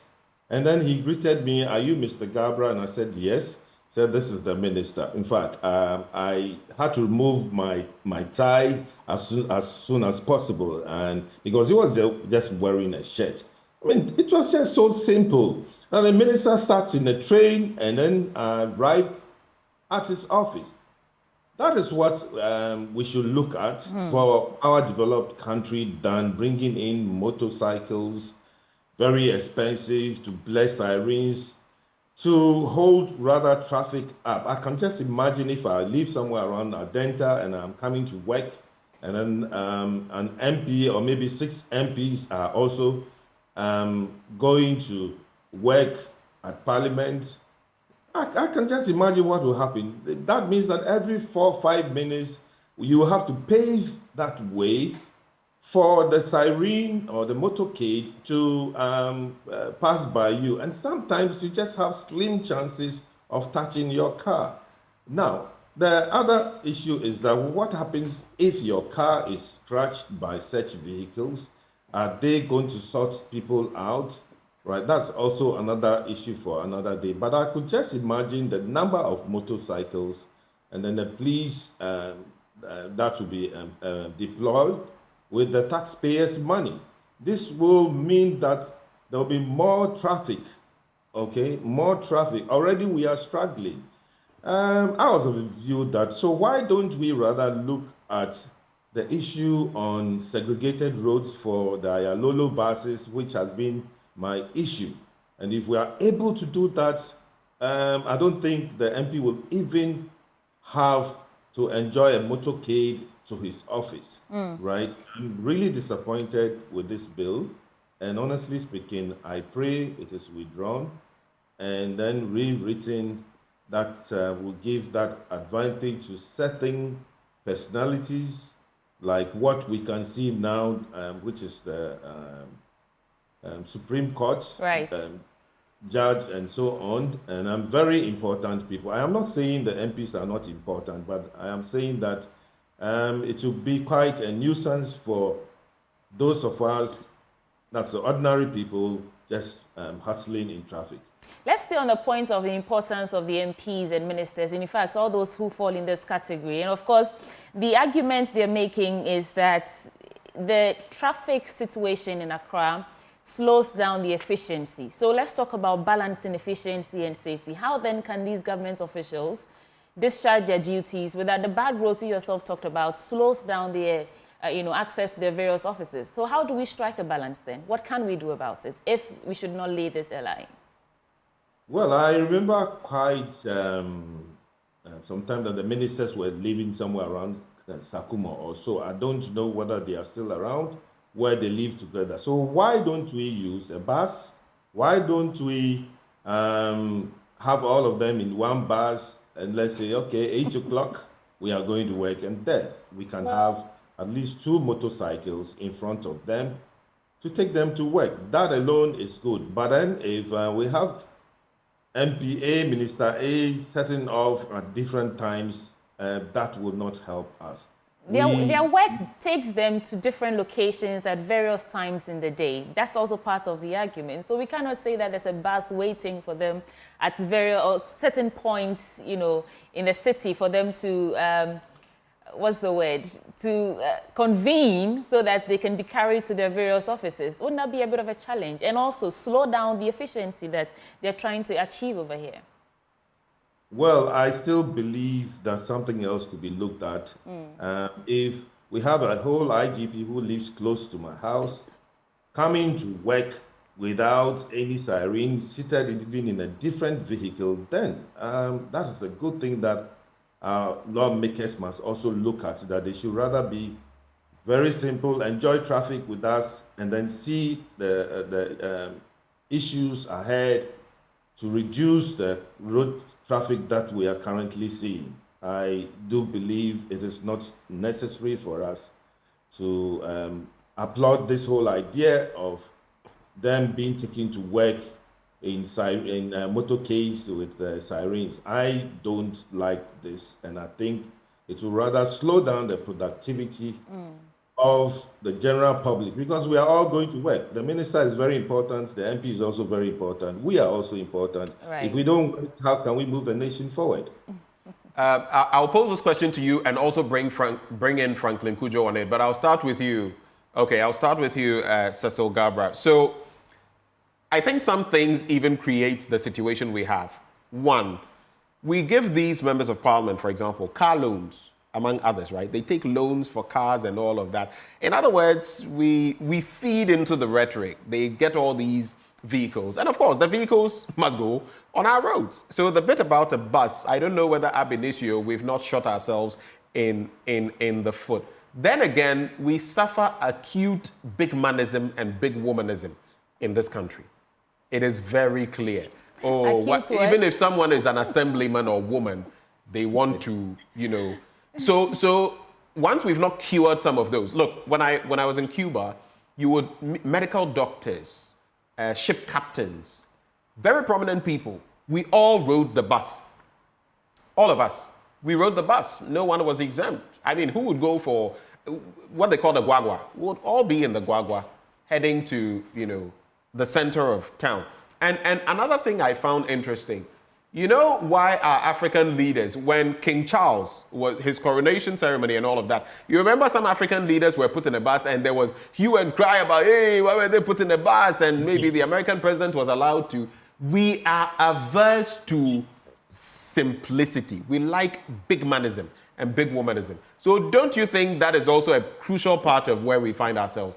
I'll start with you, Cecil Gabra. Well, honestly speaking, we should just be simple as possible, very simple as possible. And I still stand on what I just mentioned, that this bill must not go through.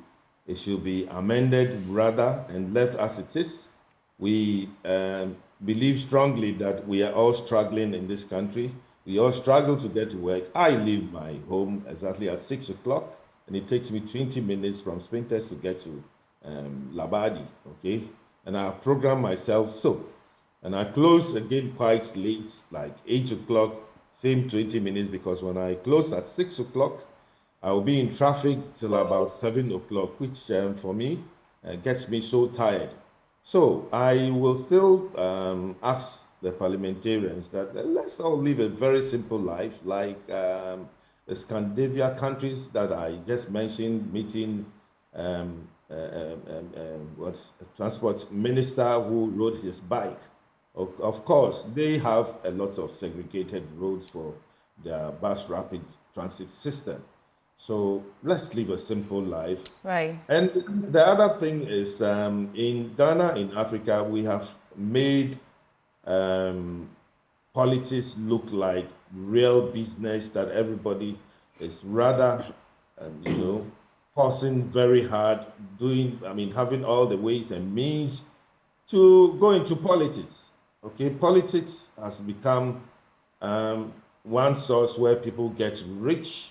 And if you ask me how they get rich, I don't know, but it is very true. Now you see an ordinary person, now he becomes an assembly member, he's one step. He becomes, a politician, and then another political party will vote for him to be an MP, and then there you go.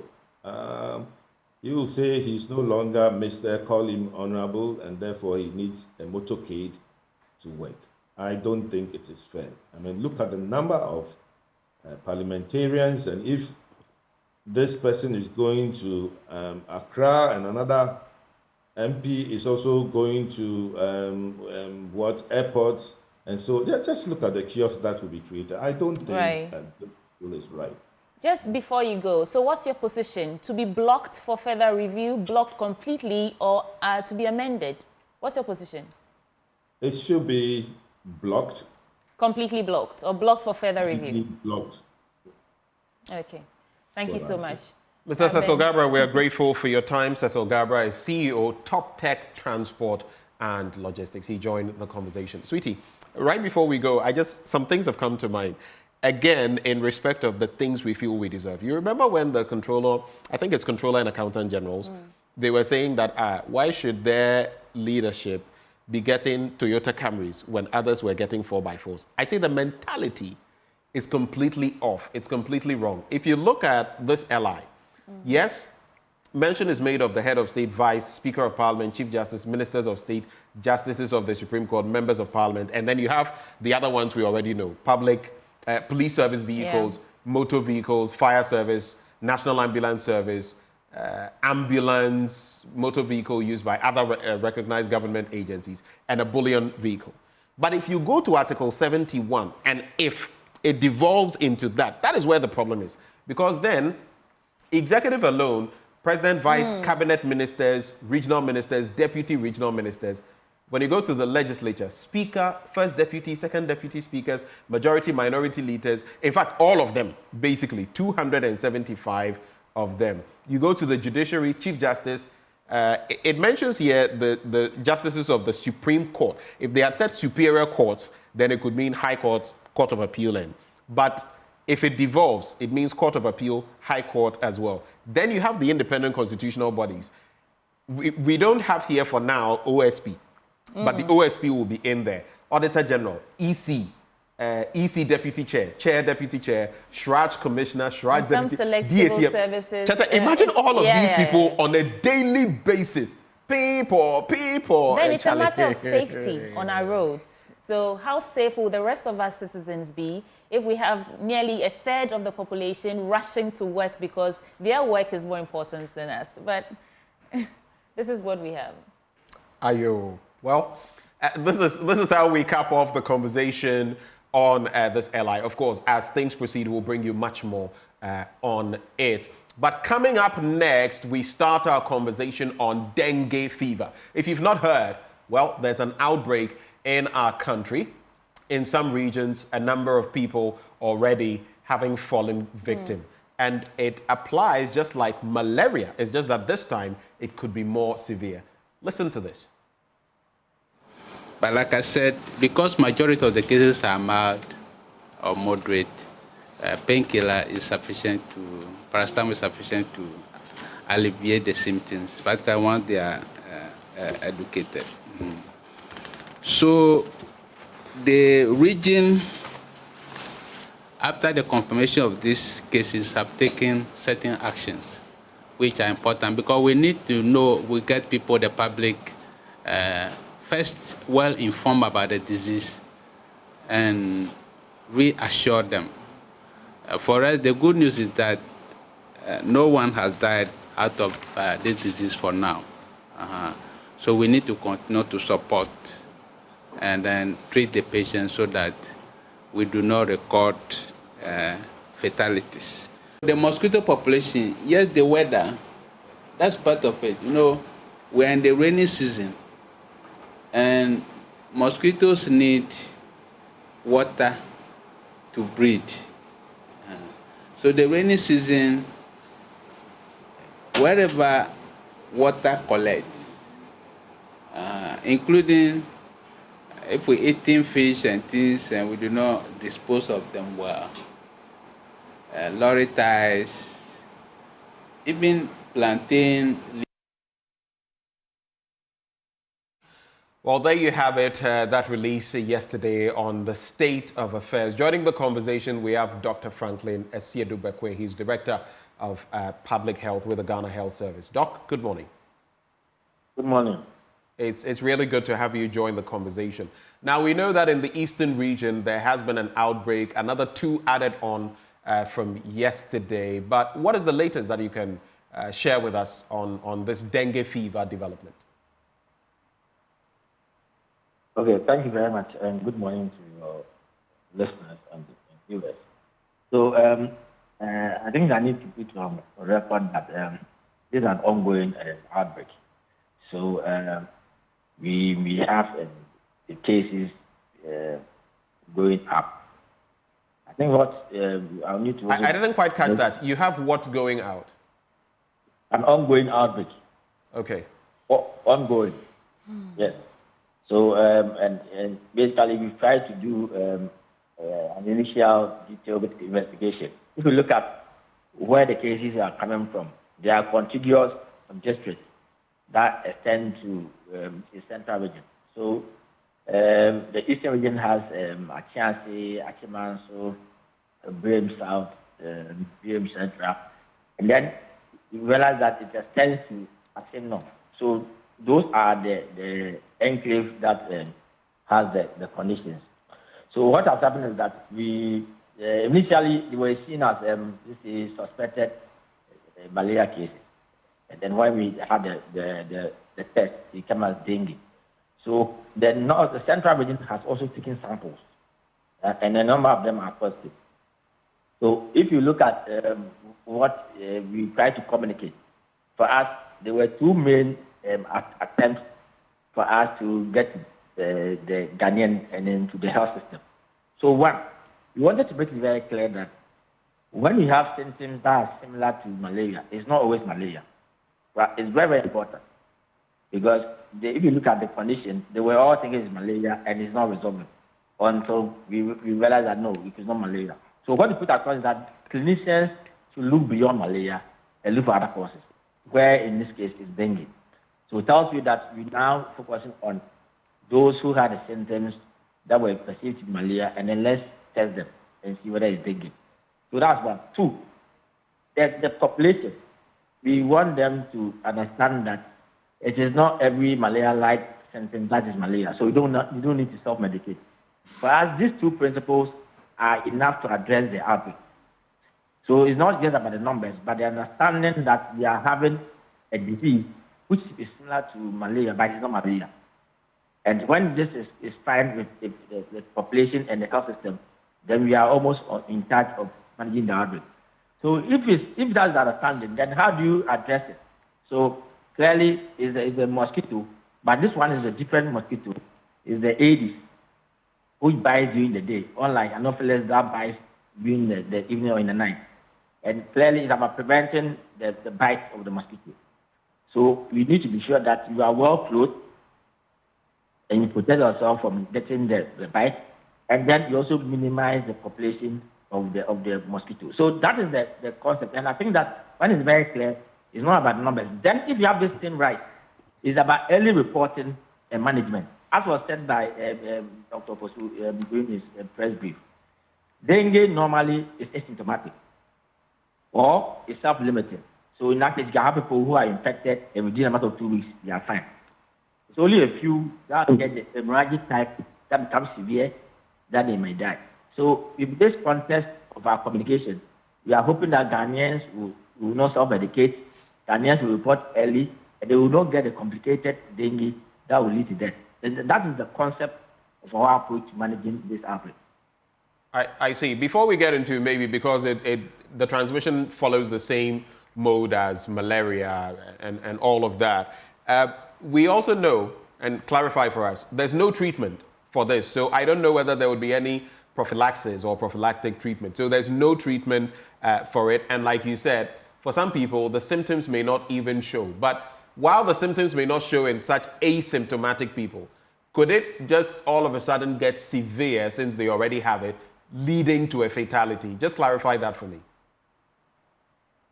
Yeah, as you said rightly, there's no specific treatment for managing dengue. So you treat by symptoms, so it's symptomatic treatment. But then you can have people who may be asymptomatic, but may have the virus in them, and they can still transmit. So that's why it's important that people will suspect and then report to health facility. Because clearly, if you go to a health facility, then you are not likely to progress to maybe the severe type. There's a few instances that people try to do dengue vaccination, but it's not very much pronounced. So the treatment is early detection and then hospital management. It can also be managed a lot of them in the houses. If you look at this kind of situation, most of the cases are actually being managed at home. And so what is the most important is being able to detect the cases and then making sure that they do not infect others. So those who have been exposed, make sure that they sleep the dead, so that when they are being bitten they are not able to be bitten by a mosquito for them to transmit the virus to another person. So clearly, in terms of transmission, it's about the same as malaria. Yes, that we have different names for the vectors. It's Aedes, this is Anopheles. This one bites during the day, while Anopheles bites in the night. Dr. Abekwai, so these Aedes mosquitoes, where did they come from? Have they been with us throughout? And I know you said that mostly this dengue fever is asymptomatic, but in the instances where you show some symptoms, what are the symptoms then to look out for? So 2 questions in one. Where do these mosquitoes come from? Have they been with us all this while, and why are they just surfacing? And then what are the symptoms to look out for? No, Aedes have been with us across the country. I know they are very, very much common in savannah, where they try to transmit more of yellow fever. So we have reasonable number of Aedes. Just that the populations go up and down. So I think that this one, there has been a catalyst that maybe has led to a high population. It's not very clear, but it's not that they don't exist. They exist in Ghana. And then I think your second question was, can you get the second question? The second question is, what symptoms we should look out for, although majority is asymptomatic, Yes. So the symptoms is like you have a high-grade fever. So you may have a temperature of maybe more than 38 degrees Celsius. You have headache. It tends to be very frontal, so like around the forehead. Then you may have general bodily weakness. We have abdominal pain. We have nausea. We have vomiting. So these are I would say for the normal dengue. Then when it becomes hemorrhagic, they may tend to have bleeding tendencies. So the person will now be vomiting blood. It may pass the bloody stools or be coughing blood. So that's the hemorrhagic, and that one, that's the one that leads to death. So what we want to prevent is to get severe dengue or hemorrhagic dengue, but by trying to identify the cases early and then so that they are managed. So that is where we are. But I think that as I said, based on our investigation, that we realized that there's a tension into, let's say, the central region. And the lab is going to come out. So we will have some cases come from central. But as I was saying, for us, the numbers is not the issue. What is most important for us is the idea for Ghanaians to understand that not every fever is malaria. And that applies to the population and also applies to the clinician. You said these mosquitoes have been with us for a while. I mean, they've been here, just that it's now resurfaced and the population has been low. So talk to me about any relationship between the increasing sanitation crisis we're experiencing in this country and now these Aedes mosquitoes resurfacing and giving people dengue fever. What's the relationship there? No, what I'm saying is that we are trying to make a hypothesis. Because we are not an entomologist, so I'm thinking that it's possible that we have gotten a surge in the population of Aedes. That's accounting for this maybe high cases of dengue. But what I'm trying to say is that Aedes has always been in Ghana. If you look at the spread of Aedes across the country, it's almost in every part of the region. The common place has been in Savannah, where they transmit yellow fever, which is quite common. We don't have a record of they being dominant in that part of the East region. What I've said that it could be something that brought them up, but for now it's difficult to make a guess. But it's not that they are unusual. But you see, one thing which is important for public health is about suspecting and confirming. So let's say if you don't have a capacity to confirm, you can say that you have unresolved malaria and that's it. But then because we thought that let's look beyond malaria, and then that's how come we are seeing the dengue. But if you look at the data from our, let's say for the past 2-3 years, I think last year we had 7 cases of dengue. I think last year we had 1. So it's not very common, but it's not uncommon too in the country. So how fatal is this dengue fever then? Yeah, so in terms of numbers, most of them are asymptomatic or self-limited. It's just a few that becomes the severe, that becomes hemorrhagic, that you die. So in terms of maybe compare them to maybe things like COVID, this is not like that. But I think what's most important is about how early you detect the disease in the condition and then how you manage them. That influences the outcome. I'm not sure I got you clearly. Are you saying that the fever is not fatal, or please come again? I didn't get you clearly. What I'm saying is that the fatality is not maybe as high as compare them to maybe other conditions like Ebola or COVID. But it's dependent on how early you detect it and manage it. So that's why we're focusing on early detection and then management.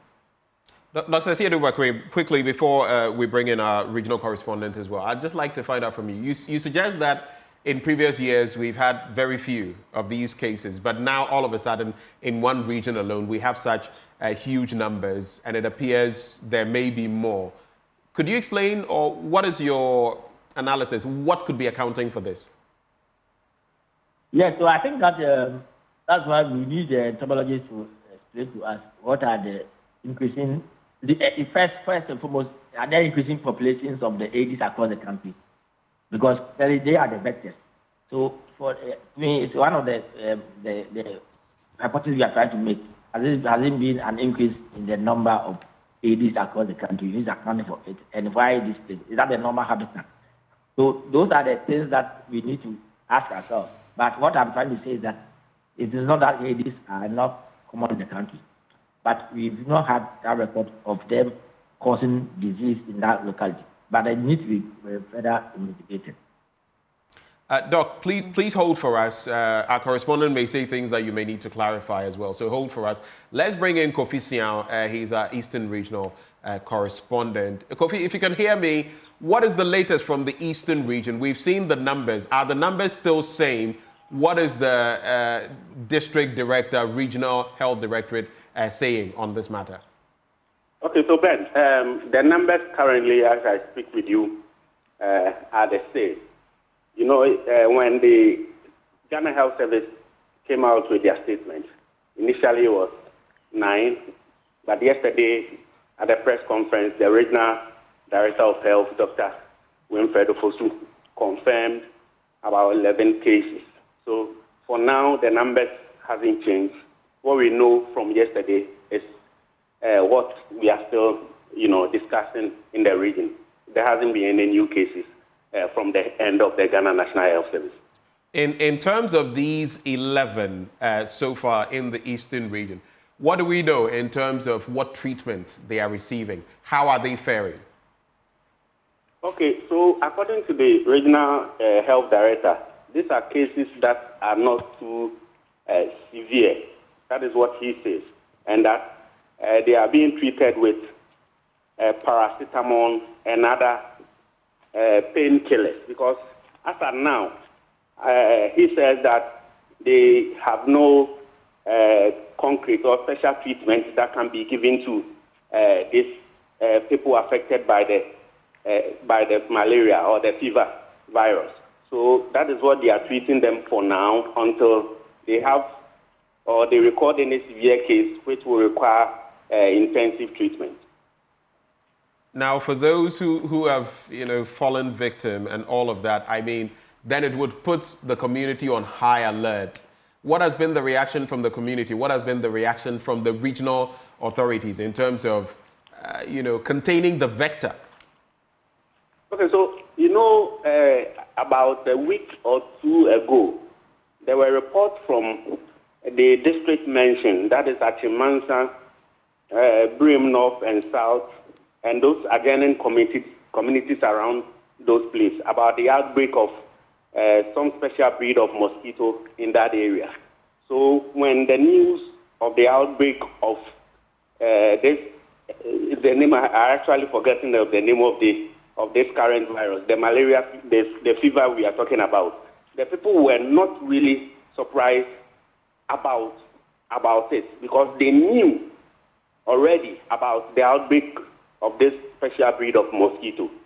But those of us outside these districts, the 5 districts the Ghana Health Service mentioned, we are a bit taken aback to the current situation because we have not experienced it and we haven't had the opportunity, to hear about the fact that there is an outbreak of this special breed of mosquito. So if you ask me, those closer to the area are not surprised because they have heard about it. But those of us outside the 5 districts are the ones we are surprised and we are taking precaution from what we have heard so far. And in terms of the authorities, maybe finally, at least from my end, what then is the next step that they are going to take to ensure that this does not become a full-blown, escalated, crisis on our hands? Okay, so the health director at the press conference said that they are also doing their part. They will be moving from places to places where they hear about anybody who has been affected by this vector so that they can trace all the contacts and make sure that, people who have been affected are given treatment. So he also advised that people who fall sick and have symptoms of malaria and fever can contact the nearest health center, especially in the 5 districts that they've mentioned.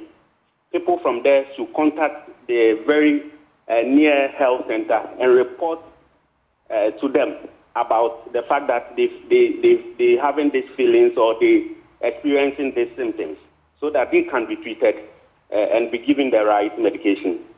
So maybe my final bit to you, I'd like to find out on sanitation, right? Of course, because it's mosquito-driven, the vector, has there been any commentary on sanitation, fumigation, mosquito nets, any such developments yet, or at least for now, nothing yet?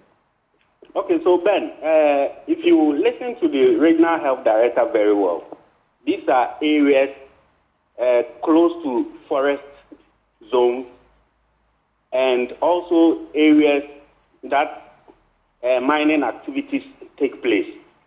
So you have the miners dig their holes and leave them. They do not cover them. So it becomes a breeding ground for these mosquitoes. So what he's been advising is that when the miners go to the site and they finish, all the digging and excavation, what they have to do is to cover these pits so that it will not hold water for it to become a breeding ground for these mosquitoes to thrive. That is what he's been saying. And he also advised that people should sleep in mosquito nets and also get themselves mosquito repellent so that it can ward off this vector and protect the whole community from being affected. Kofi, we're grateful for your time. Kofi Siao is our Eastern Regional Correspondent. You know, interestingly, Aedes aegypti, as we've spoken about, transmits not just this. I mean, once it is infected itself, then it can transmit dengue fever, yellow fever.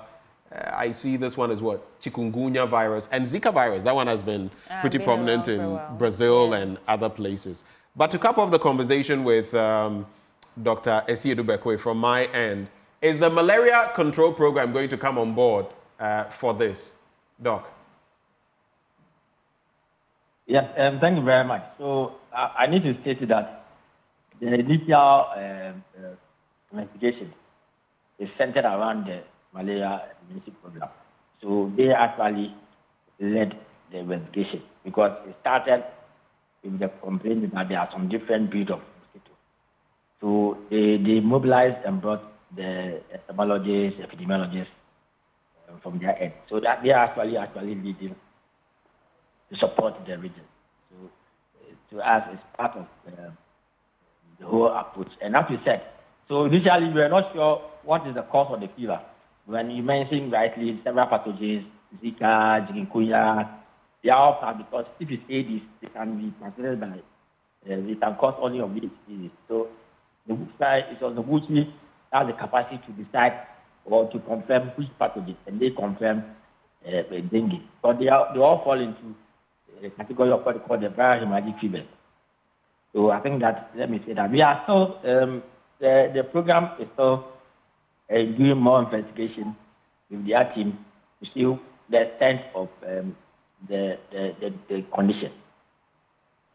Right before you go, Dr. Franklin, you talked about investigation, but is there any research going on to look for more effective ways of treating this, or vaccines or anything of the sort? Yeah. So I think that it's a global strategy on vector control. The idea is which kind of vaccines. As I told you, there's some kind of vaccine around, but the high effectiveness is early stages yet. There's a lot of work being done on dengue now. It's becoming like a global upset. Right. It didn't seem to just come out in the past, but it's coming up. So WHO is leading that front to see how we can curb the incidence of dengue across the world.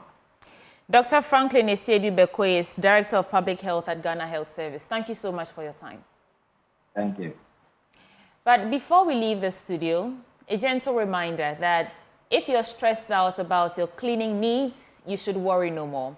Because Dance World Services is your one-stop shop that meets all your commercial and residential cleaning needs, from pest control, janitorial and house cleaning, event cleaning, waste management, carpet and sofa, etc. Whether at home or at work, we understand and know how haptic cleaning can be coupled with your busy life. So they've got great news for you. Dance World Environmental and Facility Management Services has got you covered.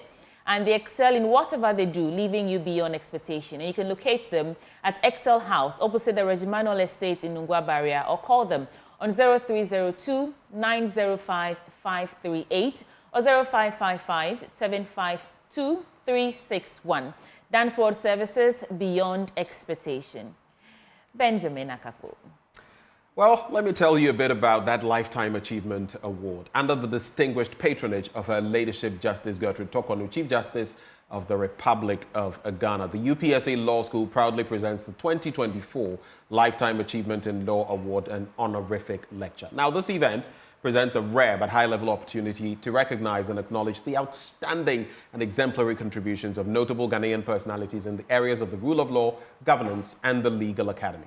Well, this year's Lifetime Achievement in Law Award will be conferred on, guess whom? Nana Dr. SKB Asante, Paramount Chief of Asante Asokore and former Director, United Nations Center on Transnational Corporations, who was also Chairman of the Committee of Experts which drafted the 1992 Constitution of Ghana at that august ceremony befitting the aura of the occasion. Now, this event comes off on Thursday, the 25th of July, 2024 at 5 p.m. at the Kofi Ohene Konedu Auditorium at the UPSA. Just visit the social media platforms of the UPSA Law School or call 0245 347 946 for more information. I did say that before we leave, but we are not leaving the studio yet. I mean, we'll take you to the upper belt for some more stories, but here's more information for you. Now, for the first time, Dubai Property Expo is here in Ghana by HJ Real Estate, and they're located at 28 Joseph Bros Tito Avenue in Cantonment. That is opposite the Diamond in the City apartment. And HJ Real Estate, they are your property advisors on pre-existing opportunities of investment in Dubai. And why should you invest in Dubai? Because of one, a tax-free income, good rental income, guaranteed high return on investments, flexible payment plan for high capital appreciation, 0% property tax, and of course, the tourist destination and the safest in the world to invest to date. So book now and contact them for more information on 0537 586 262. Or you can WhatsApp them on 053 758 6262. And their websites and on all social media platforms, they are hjrealestate.com. Thank you for staying with us for this belt of conversations. There's still more coming your way right here on the AM show. We're just going to take a sip of water. We'll be right back.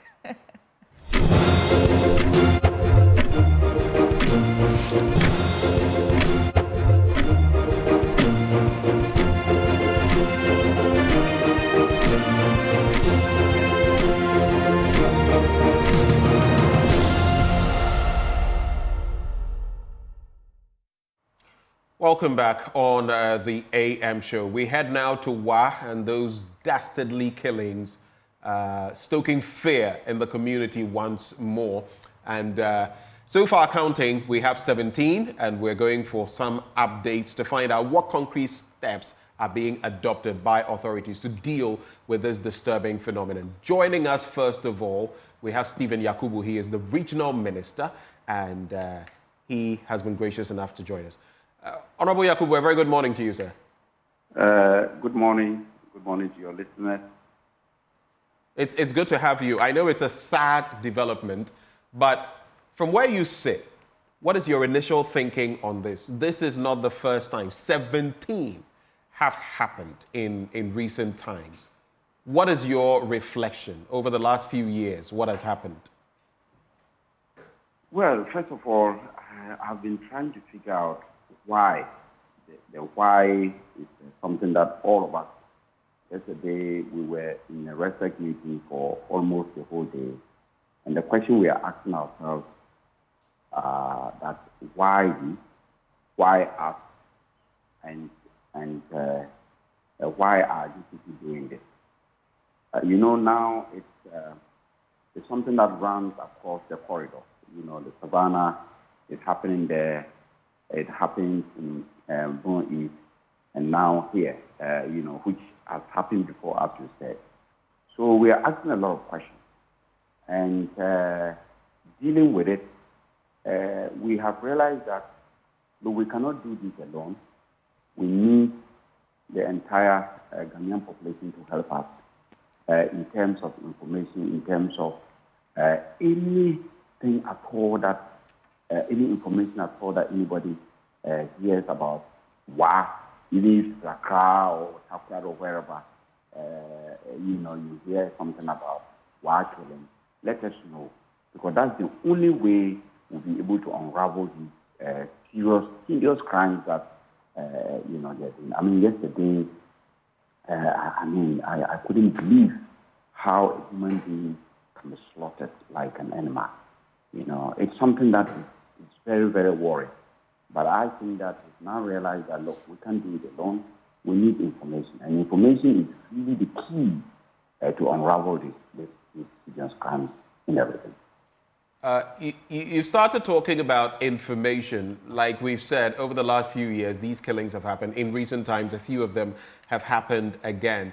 Initially, we saw a trend with some of them having body parts mutilated, taken away. Now we're seeing an instance where no body parts are being taken. What information have you gathered on this latest development? As head of RegSec, what do you know? Well, it seems to us that it is now not the body part, but it's probably the human blood. Because the experts are telling us that looking at the blood that usually flows, the quantity that usually pours is not enough, and therefore these people are probably collecting the blood, and so that is why the slaughter. So this is what the experts are telling us, and of course we don't know why they are collecting the blood for. So this is what the experts are telling us. But does this feed into the theory of this being a potential ritual killing then? Well, that is how it seems. Because why would somebody go and slaughter someone if it's not ritual killing? I mean, so that is the trend. Let's get on Zoom now. Please hold for us, Mr. Yakubu. Let's speak to Upper West Regional Correspondent Rafik Salam. Okay, Rafik is not, he's still trying to connect with us. But Mr. Yakubu, so have you heard word from the family of this man, Mr. Opoku, yet? And what are they saying? Well, you know, this individual is not from this region. And we have Ghana Police Service have actually contacted the family. My understanding is that they are going somewhere there. So they are trying to do so. But here, the person doesn't come from here. But as I said, yesterday, we went to the scene and we're just appealing that, definitely someone saw someone moving, around the area, any noise, anything. People should just try to tell. Because I think that if people are ready to talk, we will have probably be able to unravel it. It is just people, because these very people live with us. And they live with us. They have wives, they have husbands, they have, they have siblings, they have fathers, So, I mean, if you see your husband, your brother, or acting suspiciously, bringing something at home, and you should be able to give information. You should be able to tell us, because no one is safe, and this is the only way we'll be able to unravel it. I mean, there's no any magic in this. People will have to talk. And yesterday I was advising that, look, people should be sleeping, but with one eye open. But that's the only way we'll be able to unravel this thing that's happening here. It's, of course, put fear in people, because in the night, you don't know what's going to happen to who and when. It's a serious matter, and we are taking it very seriously as RegSec. From your experience or in your time as regional minister, would you say that people actually do come forward with information like this to help investigation? This is the 17th time in 3 years. What can you say about the culture of silence or otherwise? I really don't know. I mean, these are things that we are pondering. We are wondering why people are not coming out with information. Maybe because of fear, maybe because we have even put 100,000 on, anyone who can give us information that will lead to the arrest of some of these people. But as I said, it is just people telling us, informing the security services what they have seen that they are not comfortable with. And I'm very sure that if people start talking, speaking, we should be able to unravel this in some a very short time. It is just the challenge of culture of silence. That is what is the problem. And that's why we are trying to break through. And hopefully, we are doing a lot, which I don't want to say it on radio. I think that we are heading towards a situation where one day we will be able to catch the perpetrators. Right. You say, of course, you don't want to let go of all the cards you're holding to your chest. But do you feel the next actions you're about to take as head of the RegSec will nip this problem in the bud? I'm sure the people in the community would want some assurances. Can you give them that assurance? Yes. Yes, so I can give that assurance. But what we are pleading is that they should come with whatever information, no matter how they think it's not relevant. They should just let us know. If they see anybody, now, in the night, it's very, very, very dangerous, for anybody at all to be out there alone, even taking fresh air and things like that. You never know what's going to happen to you. And this is something that is involving the entire one municipality. And it's something that we are saying that, look, we cannot do it alone. We need to do this together. We are engaging together. So any information that you have, please, just let us know. If you see someone moving towards the place in the night, maybe you've gotten up to go and use the toilet or anything like that, and you see somebody, just call. There are numbers out there to call for us to know what is going on. That's the easy way for us to be able to unravel this because it's something that is very worrisome all over the entire country.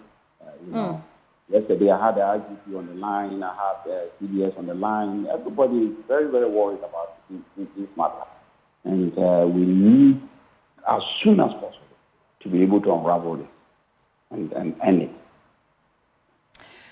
Thank you so much. Please stay with us for a bit. Let me go to Rafiq Salam, our Upper West Regional Correspondent, and he joins us via Zoom. Rafiq, you brought us this rather downhearted story, and you are in the community. What can you tell us about the mood this morning?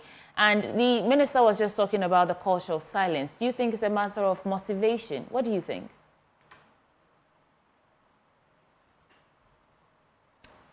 Rafiq Salam? Please unmute, Rafiq. Yes. Okay. The situation in Wa for now, I will say, is rather that of an uneasy outcome. People are now going about their normal duties. But what transpired the last 3 years seems to cover their heart and minds because it's a discussion wherever you go into the community. Because the people are of the opinion that the duty bearers appears to be failing them. And so they are also calling on the authorities for them to collaborate with the local authorities and also so that they could introduce the issue of volunteerism, which was in the community and the past, which was able to nip these practices in the bud. You talk about the culture of silence. Years ago, the people used to say that when they divulge such information to the police, their names are not hidden. The police let their names out, and for them, because of that, they are uncomfortable with the system. But there have been reassurance from the authorities, from the police service that at least we will protect you, we will shield the information, we will shield you from the public, and then we'll get what we want. So what also, let me also use this word that what is a criminal infested society? That's an interruption in the network. Rafiq was just telling us about some criminal issues as pertain to the story. But we do have to take a break, Ben. Okay, we'll be right back. Stay with us. Thank you.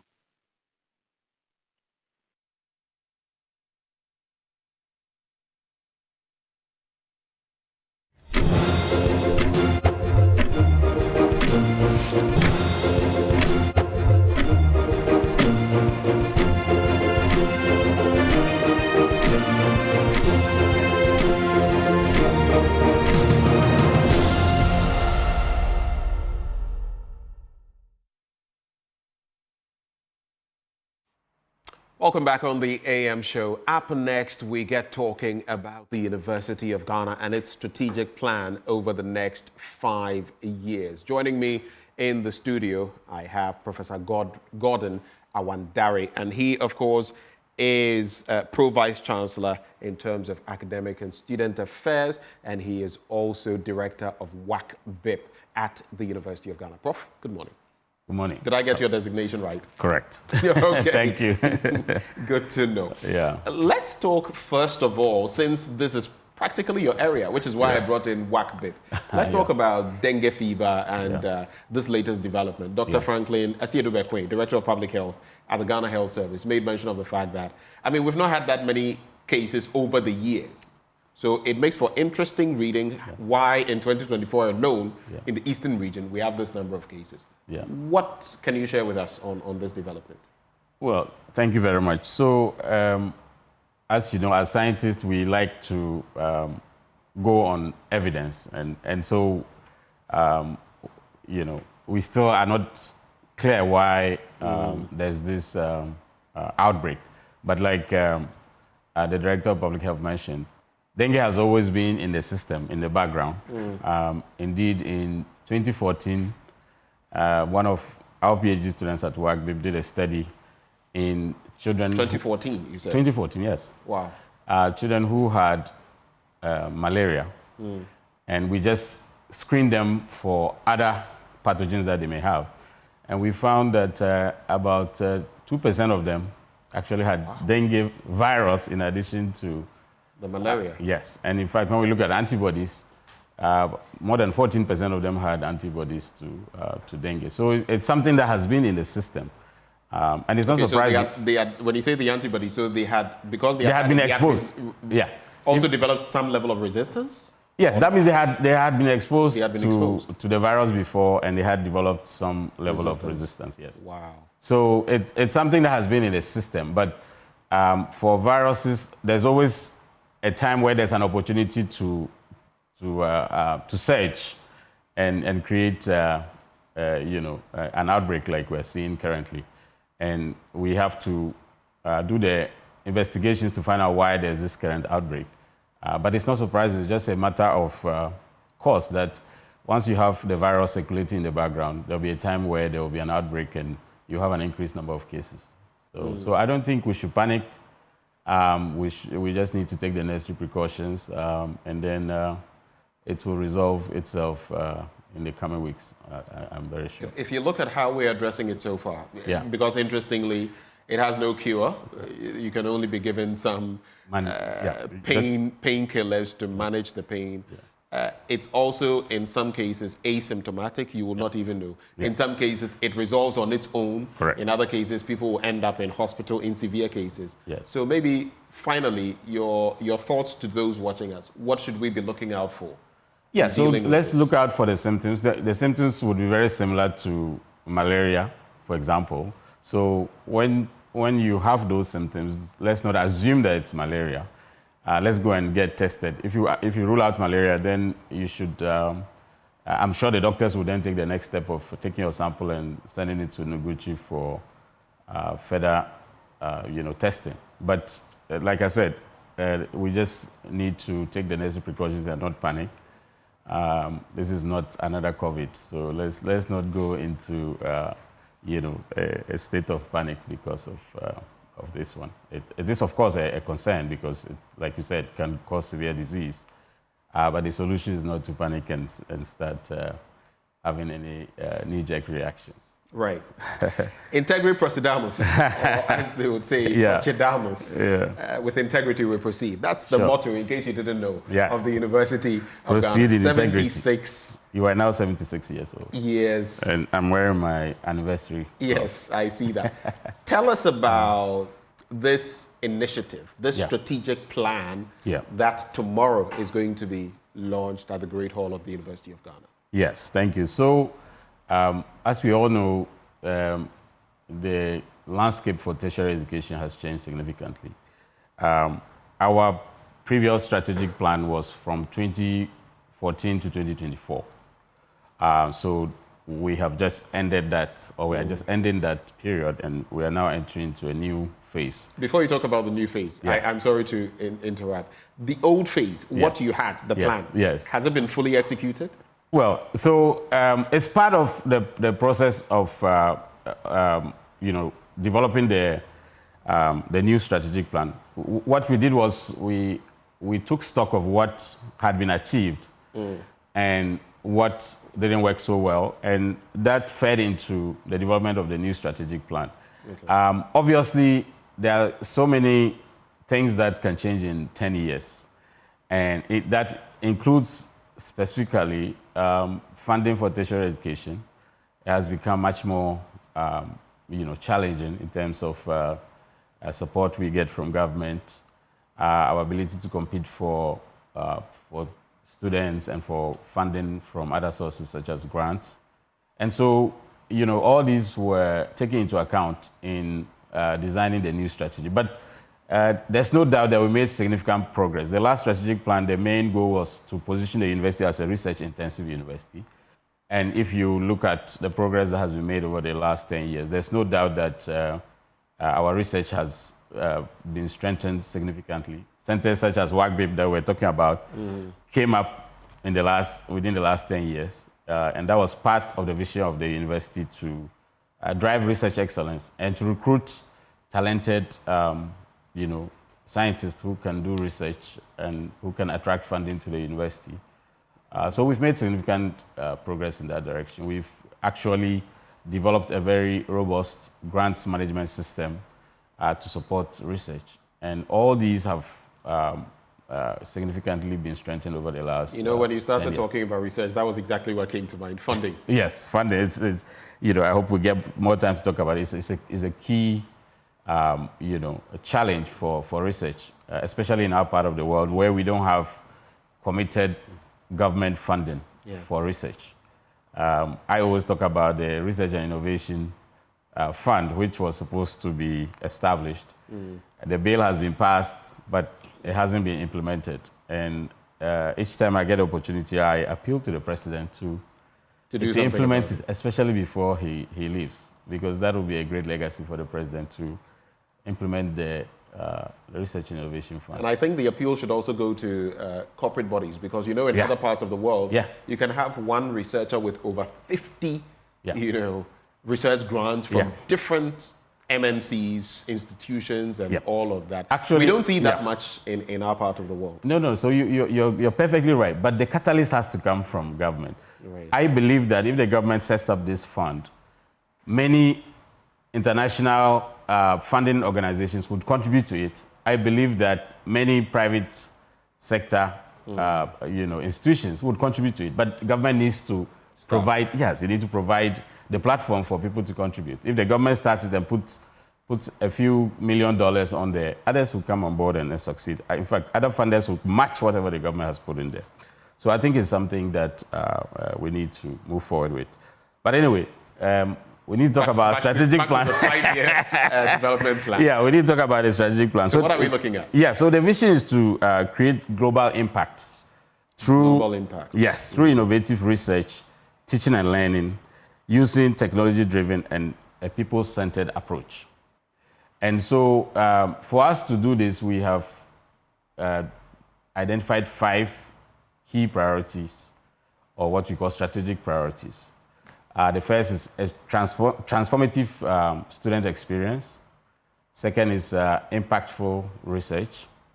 The third is our commitment to our faculty and staff. The fourth is engagement and partnerships.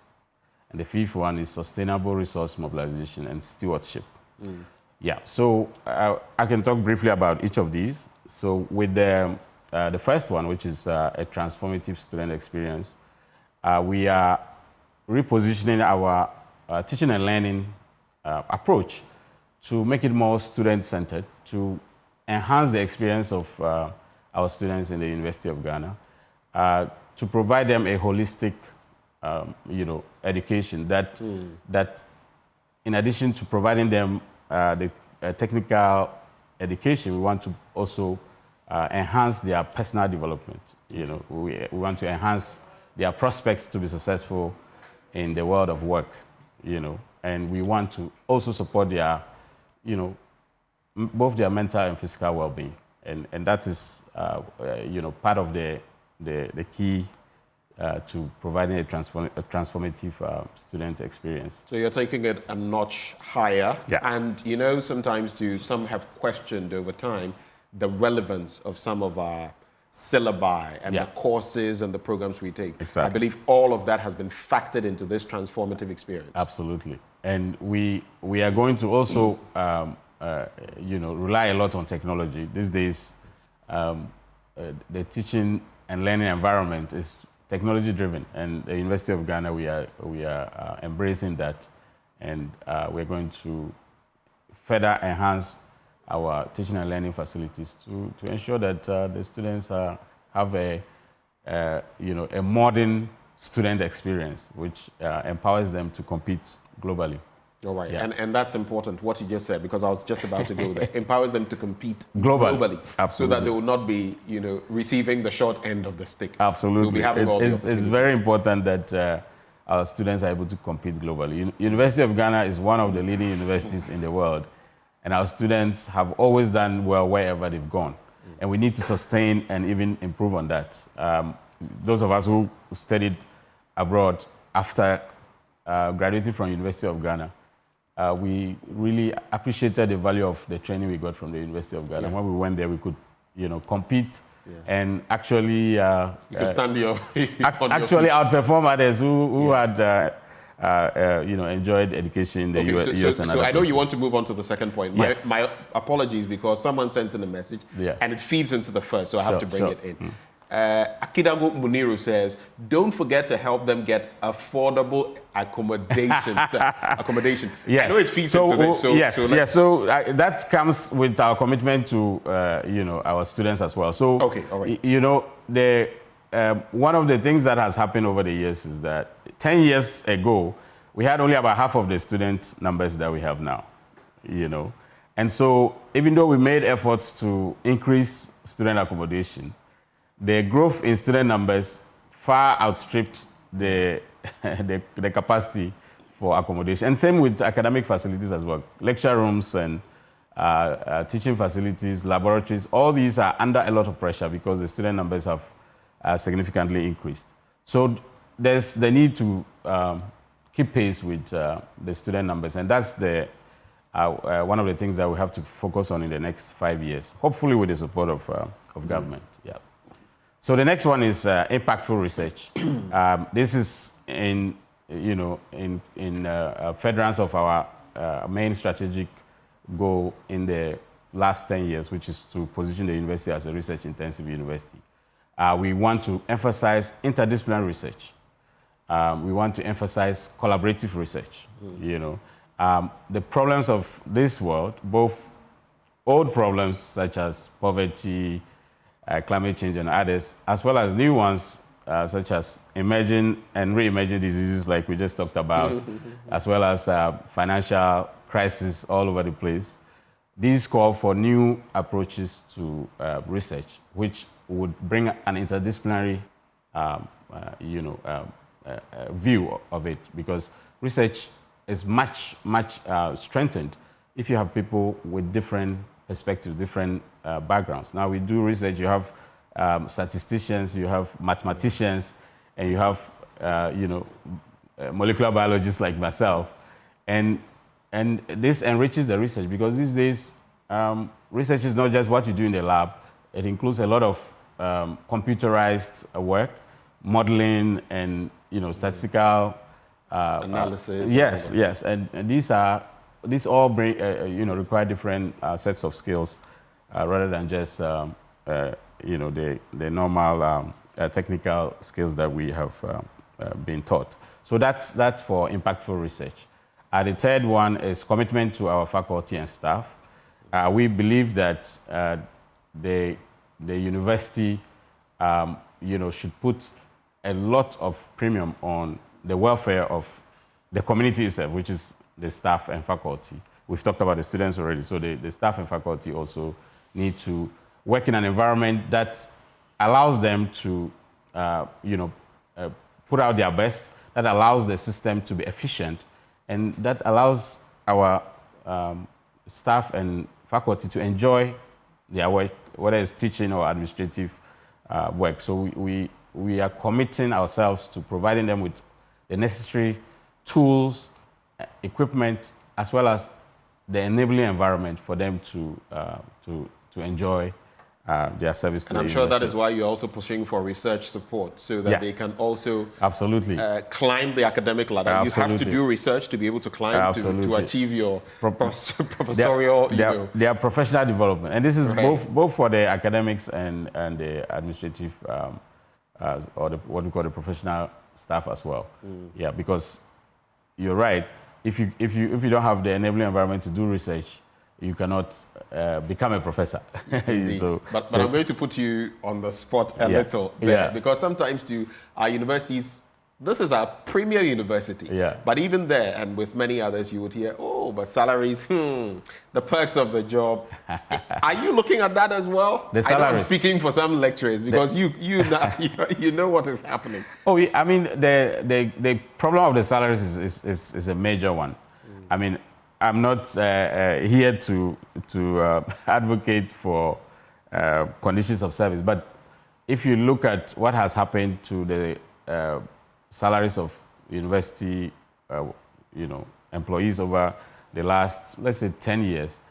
10 years ago, the government at the time, about 2014. Yes, made the decision to, reset the salaries of. I think it was even before 2014. I think it was probably because it was 2012 from, or so, or exactly 2011. I think it was during President Kufuor's time. Kufuor's, it was from Kufuor. Yeah. Atta Mills started work on it. Yeah. So I think it was President Kufuor's time. So it was probably earlier than 2014. But during that time, they reset the university salaries such that the entry level was equivalent. The salary for an entry level lecturer was equivalent to $1,500 US. Okay, and I can tell you that today, as a full professor and a pro vice chancellor of the University of Ghana, my salary is barely $1,000. And that's at the end of the scale. So we're not even talking about entry level. So this is at the end of the scale. So you can imagine the erosion in the salary of the university employees. And we're talking about very highly qualified people here. We're talking about people with PhDs, with loads of experience. These are the intelligentsia of our country. This is the creme, So we should do better to make sure that we can keep people here, because what will happen is that people start to look for other places to go, or they don't focus on their work. They spend more time trying to make money elsewhere, and all that is not. Some of them split themselves into 3, 4 because they are Exactly. lecturing here, lecturing there, just to break even. Or even worse, they will leave altogether, go to other parts of the world. Exactly. So it's something we need to pay attention to critically. So yes, so that is not within our power as. I intentionally brought it up. That's not within our power as university management. That is our employers. Fair Wages and Salaries Commission. Employment. And yes. Relations. But as a university, what we can do is to give ourselves the opportunity to generate other sources of income, and that's what we've been doing. If you look at currently the budget of the university, we operate a budget of about 1.5 billion Ghana cedis. And only about a third of that comes from the government. So about 500 million cedis comes from the government. Wow. Yes. The other 2/3, we have to raise it from somewhere. We raise about 1 billion Ghana cedis every year to keep the University of Ghana running. Yes. And about 500 million of that comes from fees and, student, fees and other charges that we get through students or through our teaching programs. And then the other 1/3 comes from grants and other sources of income that we're able to generate. So part of the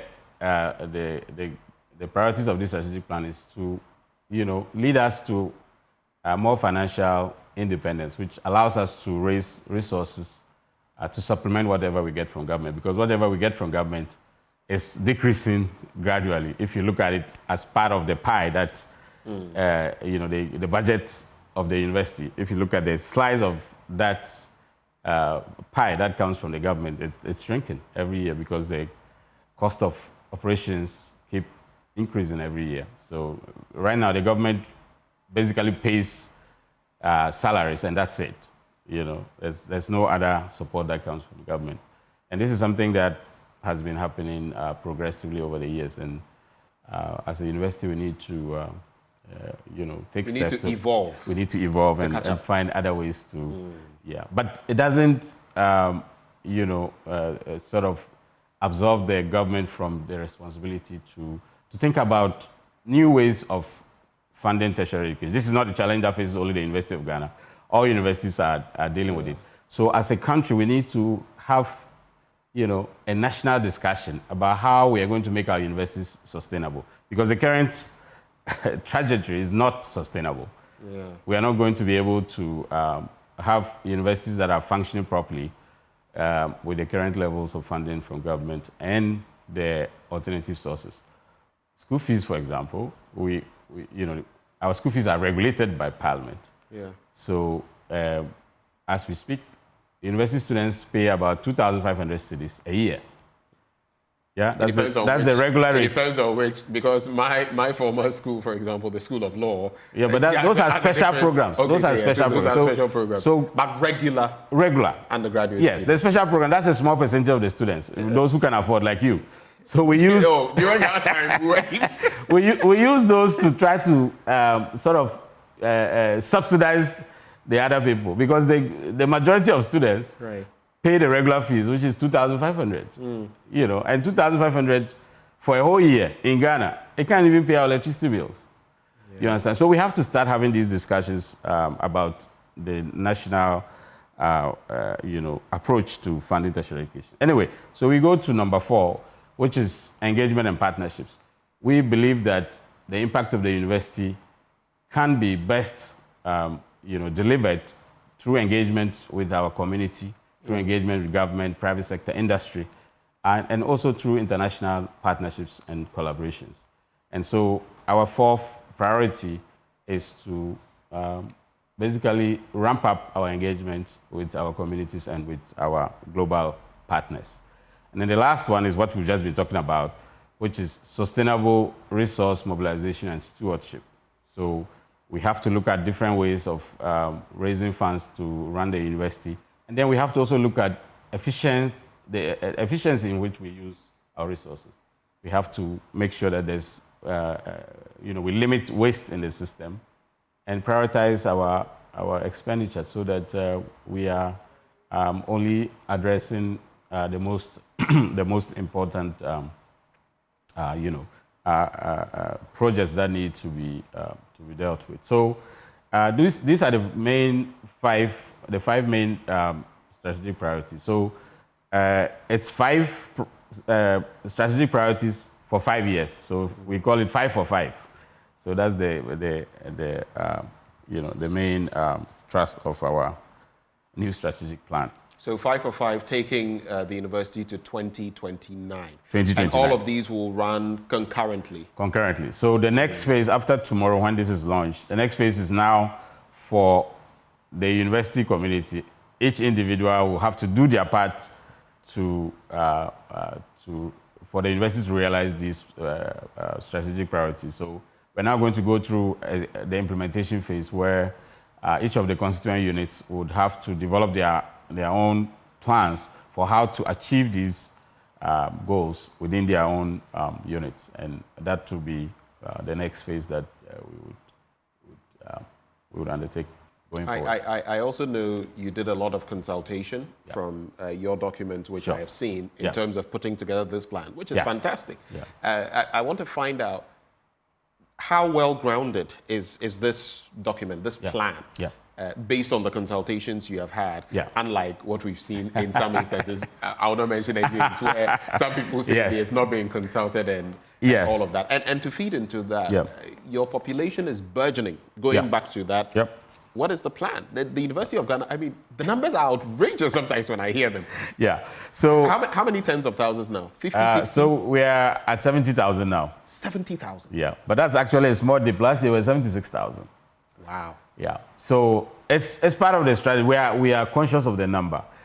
Indeed, if we hadn't taken deliberate steps, the numbers would have gone to 90,000 by now. So when you say deliberate steps, you are cutting off. No, I think that we have to be realistic, that the university doesn't have unlimited capacity to take more people. And so every year, taking more and more, it's not a sustainable path to go. So we had to basically, take the decision that we would take in only as many as we are letting out. So if we graduate 10,000 people, we'll take 10,000 people. Wow. If we graduate 15,000 people, we'll take 15,000 people. Do you know what I'm thinking now?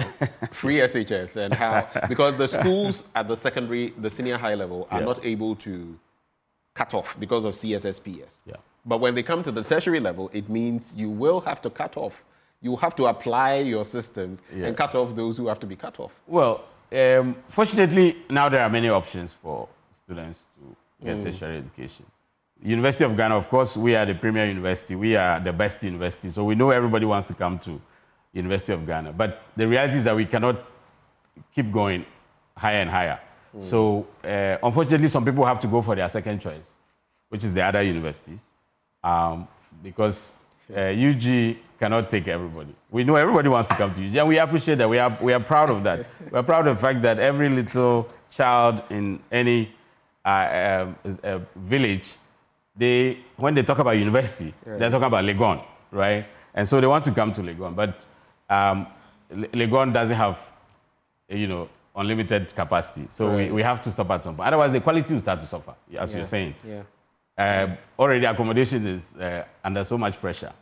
Teaching facilities are under pressure. The number of lecturers hasn't increased. So the same lecturers, the numbers keep escalating. So we have to be mindful of the quality that we deliver, because our pride is in the quality of the training we provide. And I appreciate your bit on the numbers, because even during our time, political science class, for example, the place will be full. You have about 3 batches, and still the room is full. And if you don't come at a certain point, you will stand outside. Exactly. So, I mean, and it's not sustainable. Exactly. And think about the lecturers who have to sit down and mark 2,000 scripts. How do you mark 2,000 scripts and remain sane? So it's something that has to stop somewhere. And we think that we are at saturating point, and we will maintain the numbers we have, but we cannot keep going up. So that's what we say. But, just to mention that we're also outdooring 3 other documents, which is a revised status. So the status of the university, we've taken the same consultative approach that we used to develop the new strategic plan. We took the same approach to revise our status. We let the community speak on their experiences using the existing statutes. And then we took that on board and revised the statutes to make the university governance much more progressive, much more nimble, much more flexible, and enable people rather than inhibit people. So we want people to be able to take initiative, and be innovative. And so the new status, or the revised status, is an attempt to basically unleash the full potential of the university by enabling people to be bold and progressive in their decision making, and also to increase efficiency, more decentralization of processes. The university is a huge university. It's like a big city somewhere. And so, in fact, sometimes you look at your land, even part of which sometimes people encroach on, but the land you have available at the University of Ghana. Yeah, and if you look at just the operations of the university, it's like a big city, because we have operations across the world, and we need to have a more efficient system of management. That is through decentralization, and so the new statutes take that on board. We also are doing a new research strategy, which has identified new research priority areas, including infectious diseases and non-communicable diseases, as we talked about, including climate change, even including the arts. So we are University of Ghana, we are very strong in the arts. So we are prioritizing that. We are prioritizing artificial intelligence, data science, and all those. Then the existing priorities such as food production, poverty. All these are, being prioritized for our research. So the new research strategy presents, a coherent roadmap for us to deliver on our promise of transformative research. All right. Yes. So my final bit to you as we wrap this conversation, I see you have your strategic direction. You talk about aspiration, vision, mission. But tomorrow, what can we expect as you launch this strategic plan? Is at the Great Hall, right? Yes. So tomorrow, 10 a.m. at the Great Hall. All UG friends, alumni, should join us because it's, the beginning of a new chapter in the university where we outdoor our vision for the next 5 years and how we are going to achieve it. We outdoor other documents that would shape the management of the university. And so we're going to have our chancellor, our chair of council, and then our vice chancellor, of course, leading the event. And some of us will be there to support as well. And it's going to be fun. All right. Yeah. Well, Prof, thank you so much for joining us this morning and sharing, of course, the details of that strategic plan with us. The University of Ghana now 76, entering 76, and with that strategic plan for the next 5 years. Professor Gordon Awandari joined us for this conversation. He is Pro-Vice Chancellor, Academic and Student Affairs at the University of Ghana. He's also the Director of WACBIP. Stay with us. We'll be right back with a little more action before we wrap.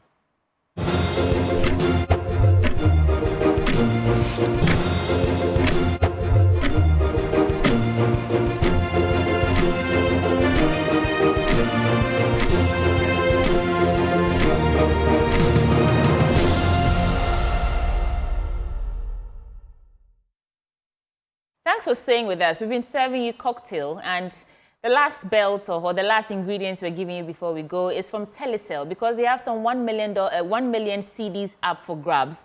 And the executive head of Telecel Accra is here with me in the studio, Mr. Samuel Jima. Mr. Samuel Jima, thank you for joining the program. Thank you. Tell me about this more money promo that you have going.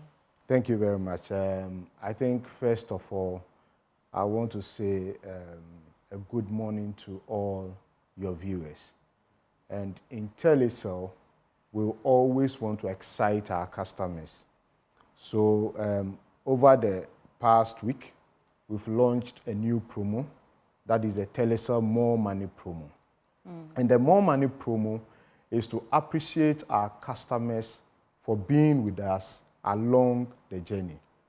You know, just some months ago, we rebranded from Vodafone to Telecel. Yeah. And we've seen a high sense of support, a high sense of loyalty from our customers, because they've been with us, they've supported us, and they've not left us on the trail. Like me. Just like you. I have not left you yet. So that is very good. And we want to appreciate all that you have done for us. Okay. And that is why we've introduced or we've launched this promo, to appreciate our customers for their loyalty and support during the period.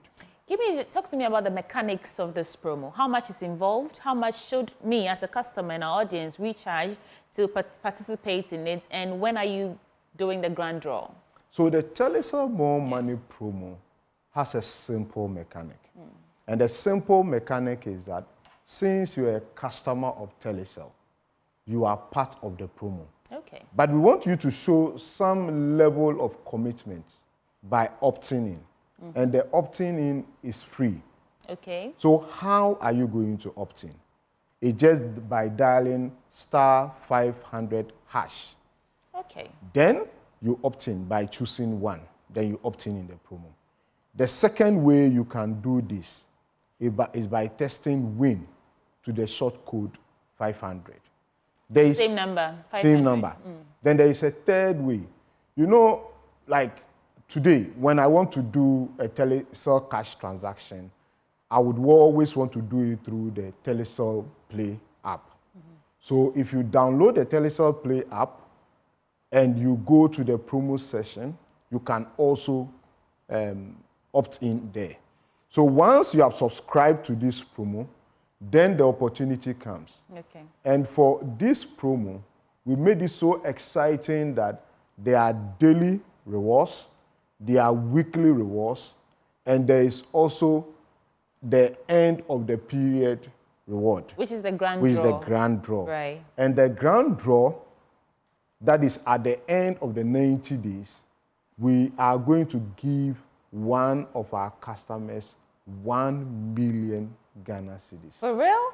Yes. So we want to make one of our customers a millionaire by the end of the Okay. promo. You know, this promotions are growing. They're becoming more popular. And the talkability or the issue is that sometimes you're putting in money, but no one really wins anything. How can you assure us, your customers and our viewers, that what you're doing is as transparent as possible and credible as possible, and indeed that 1 million Ghana cedis you're saying will actually land in the hands of someone like me? So, you know, over the period, I've done some level of market work because I also need to touch base with the people on the ground, Right. listen to what people are saying on the street. I found an interesting scenario when I visited La. I met a lady who was coming to do a telecell cash transaction.